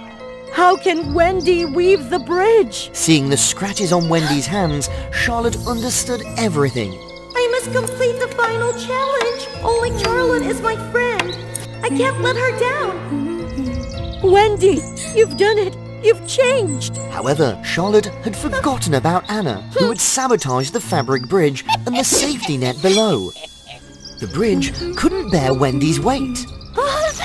And we come back to the starting point of the story. Wendy was too far away, and Charlotte tried her best but couldn't reach her. With quick thinking, she shot a spider silk from afar and wove a web to save Wendy. But Charlotte couldn't save herself. Charlotte! Charlotte! People rushed down the chasm upon witnessing the incident. Charlotte, don't go! Thank you for being my friend. You made me realize how amazing I am. In the end, Charlotte achieved her wish, understanding that opening her heart was the key to love. Anna was caught for her crimes. Witnessing Charlotte's actions, people completely changed their perception of spiders. Wendy decided to adopt Charlotte's newly hatched spiderlings, and noticed one that resembled her old friend.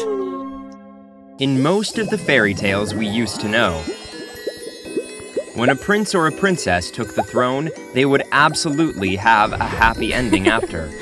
However, nothing is easy.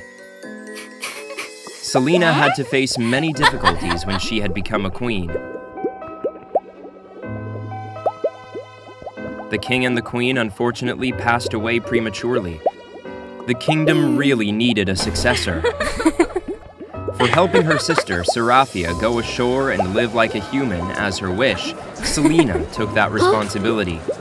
Selena was so young, making the elders doubt about her decisions. There were many bad rumors among the people about her. I cannot understand. Princess Seraphia is elder. Why did you let Queen Selena take the throne? That's right. I also heard that the queen had lived at the bottom of the ocean for so long. She has not much knowledge as Seraphia.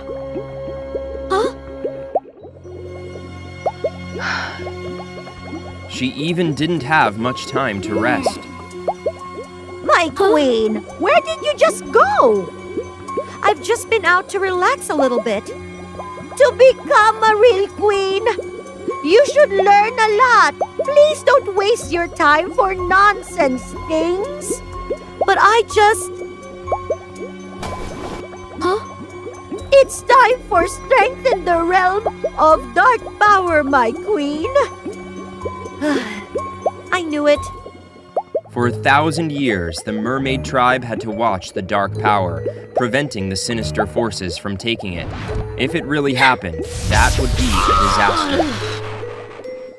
I didn't think that there would be so many pressures like that when becoming a queen.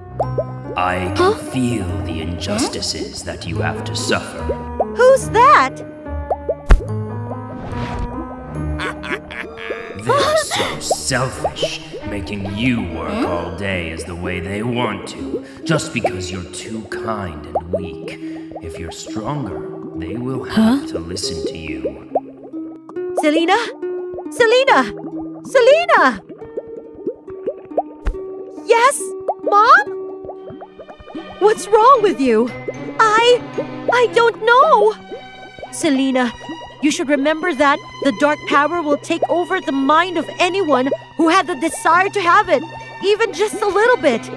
Yes, I always remember that. Get back to your room and take a rest. Yes, Mom.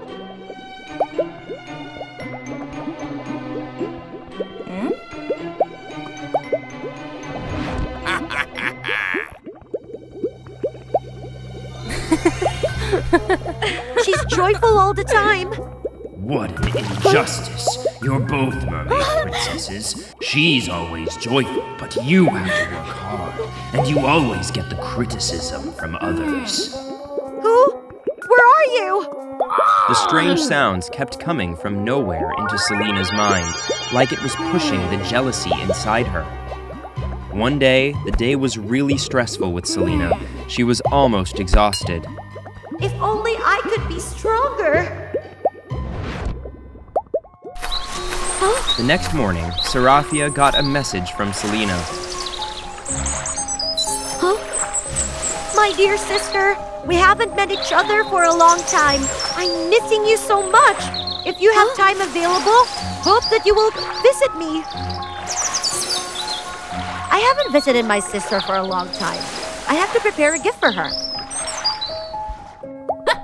They were so delighted when seeing each other again.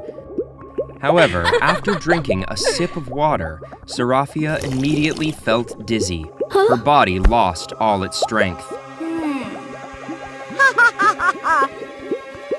Selena? Why did you do that? Because I need your royal strength. When I absorb it, I will be stronger than ever. You are not Selena. What did you do to her? If you want to know, I will help you meet her. Suddenly, their parents appeared to prevent.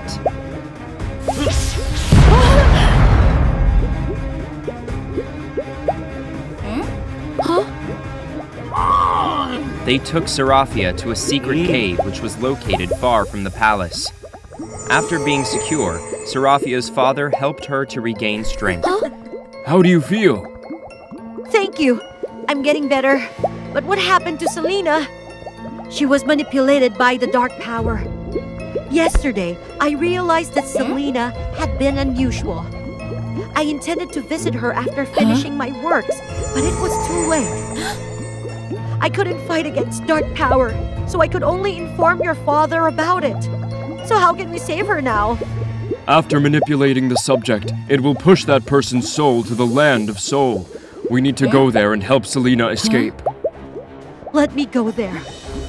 No, this land of soul is really complicated. Only Seraphia can find Selena there. Because you're sisters, the compatible souls will lead you to find each other. I understand. I will go there. But I will definitely bring her back, don't worry.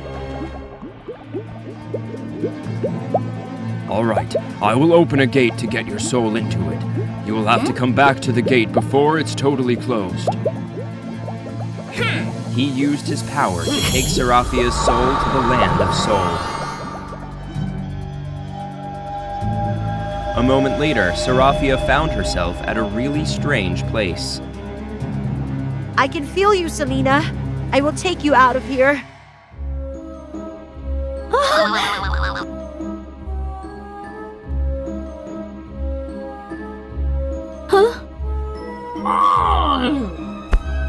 After searching for a while, Seraphia finally saw a familiar figure. Selena! It's me! Wake up, Selena!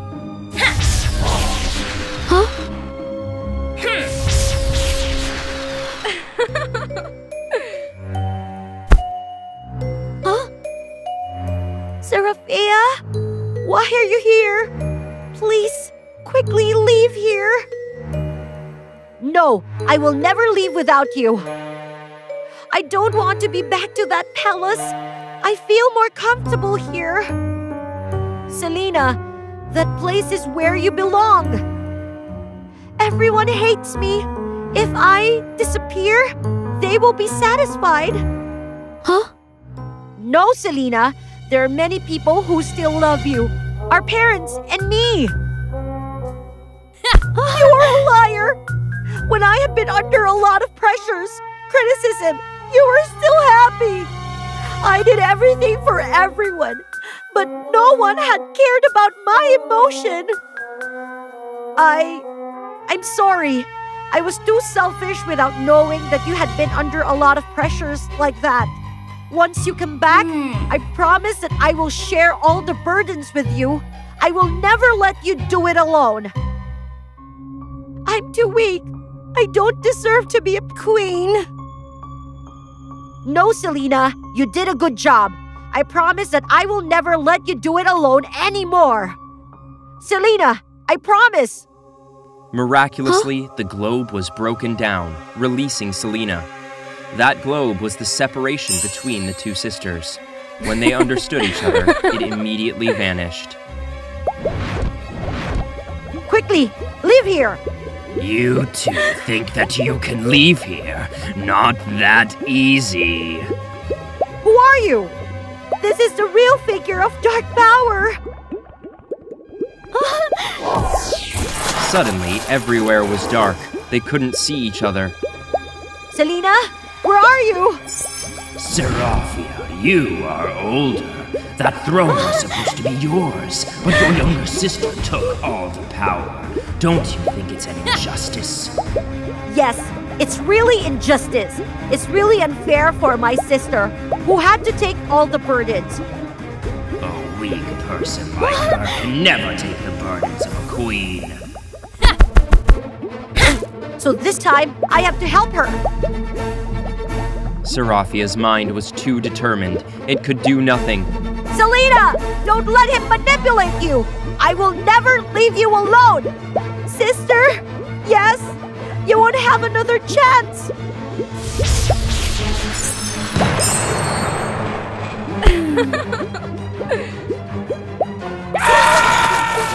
The sinister devil was so angry because it couldn't move their minds. It immediately rushed to attack them. However, they really understood each other.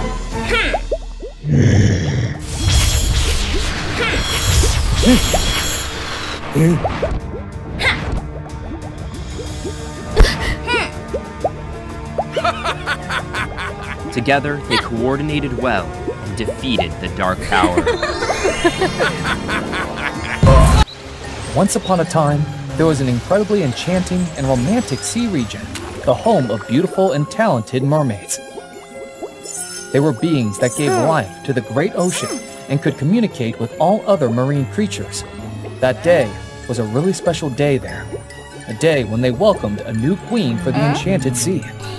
Queen Serena was the most powerful mermaid in the Enchanted Sea, who was always respected by all for her kindness. Meanwhile, deep within the ocean, the Aquaman tribe was also holding a ceremony to crown their new king, the talented King Arthur. They had the power to control the flow of the sea as they wished. For ages, there had been a rivalry between the mermaids and the Aquaman tribe, each having unique powers, preventing them from overpowering the other. One day, a strange illness struck the Enchanted Sea, leaving the mermaids suddenly weak and tired. Blaming Aquaman for this, Serena was furious and determined to confront them. However, before she could reach their palace, she found Arthur on her territory. Arthur, the rumors about you were true. Heartless creatures, and here I was considering making amends with you. It's me who could say that. I thought you had changed, but it seems you were just pretending to be kind to hide your true nature. You poisoned my enchanted sea, and now you dare to accuse me? What are you talking about? You're the ones who poisoned it. If you don't provide the antidote, I'll cleanse this entire sea. Neither was willing to back down, so they decided to determine who the rightful ruler of the sea would be. Please, both kings and queen, stop! The cause of the poisoning is not the other party, but an ancient recurring illness that appears every 1,000 years. No, what about? Is there a way to save them? There is a way, but it requires both of you to cooperate. Only then can you retrieve it. Despite their strong dislike for each other, they had to join forces for the sake of their people. Following the Sea Witch's guidance, they ventured to the depths of the ocean to find the miraculous pearl, which held the power to cure that dreadful disease. To reach it, they had to swim through a poisonous coral reef. Serena remembered Arthur's earlier criticism of her people and couldn't resist playing a prank on him. Unexpectedly, Arthur's quick reflexes caused a small turtle nearby to bear her prank. Oh no! What did you intend to do? But we have to save the turtle first. It's just a few pieces of coral. That little guy will make it out by himself quickly.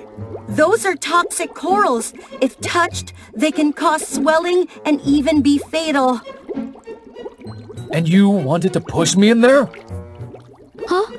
I'm not talking to you anymore. As Serena was figuring out how to rescue the little turtle, Arthur carefully stepped into the coral reef. He led the turtle out step by step to prevent it from being startled, getting hurt. However, as they were about to leave, Arthur unintentionally stepped on a piece of coral, causing it to make a loud noise, startling the turtle, which quickly swam away. And Arthur's hand touched the coral branch nearby. The poison made his hand swell, causing immense pain. He gradually lost consciousness. Despite her hatred for Aquaman, Serena felt partly responsible for Arthur's injury. Moreover, she also needed his help to retrieve the pearl, so she decided to use her powers to save him.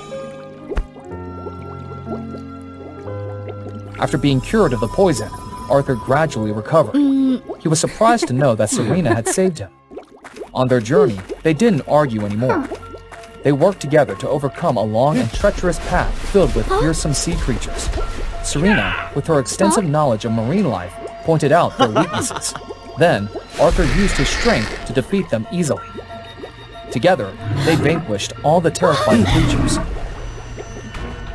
Finally, they arrived at the location of the magical pearl, as guided by the Sea Witch. Upon obtaining the pearl, they immediately returned. The Sea Witch was waiting near the toxic coral reef. Finally, the two of you are back! I was so worried, so I came out here to wait. We've obtained the pearl. What do we have to do next? You've done it well. Now please leave the rest to me. The Sea Witch suddenly snatched the pearl from Serena's hand. What are you doing? You fools! The disease affecting both of your tribes was just a little trick of mine.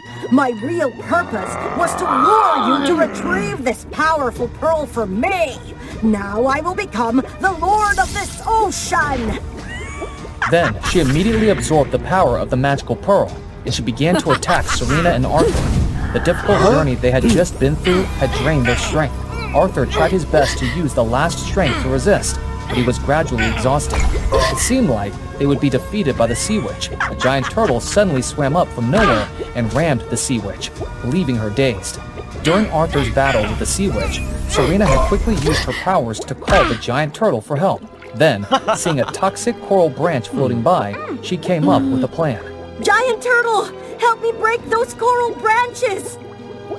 The giant turtle immediately swam into the toxic coral. Because of its thick skin, the toxic coral branches were unaffected to the turtle. Excellent, Arthur! The rest is up to you. Understanding Serena's intention, Arthur redirected the water currents, gathering all the broken coral branches. Next, Arthur controlled these branches to surround the Sea Witch. However, even with this, the Sea Witch proved challenging to defeat. It's time to end this and open a new era for the sea! But, as she was about to finish them off, her arm suddenly swelled, followed by her entire body. What's happening?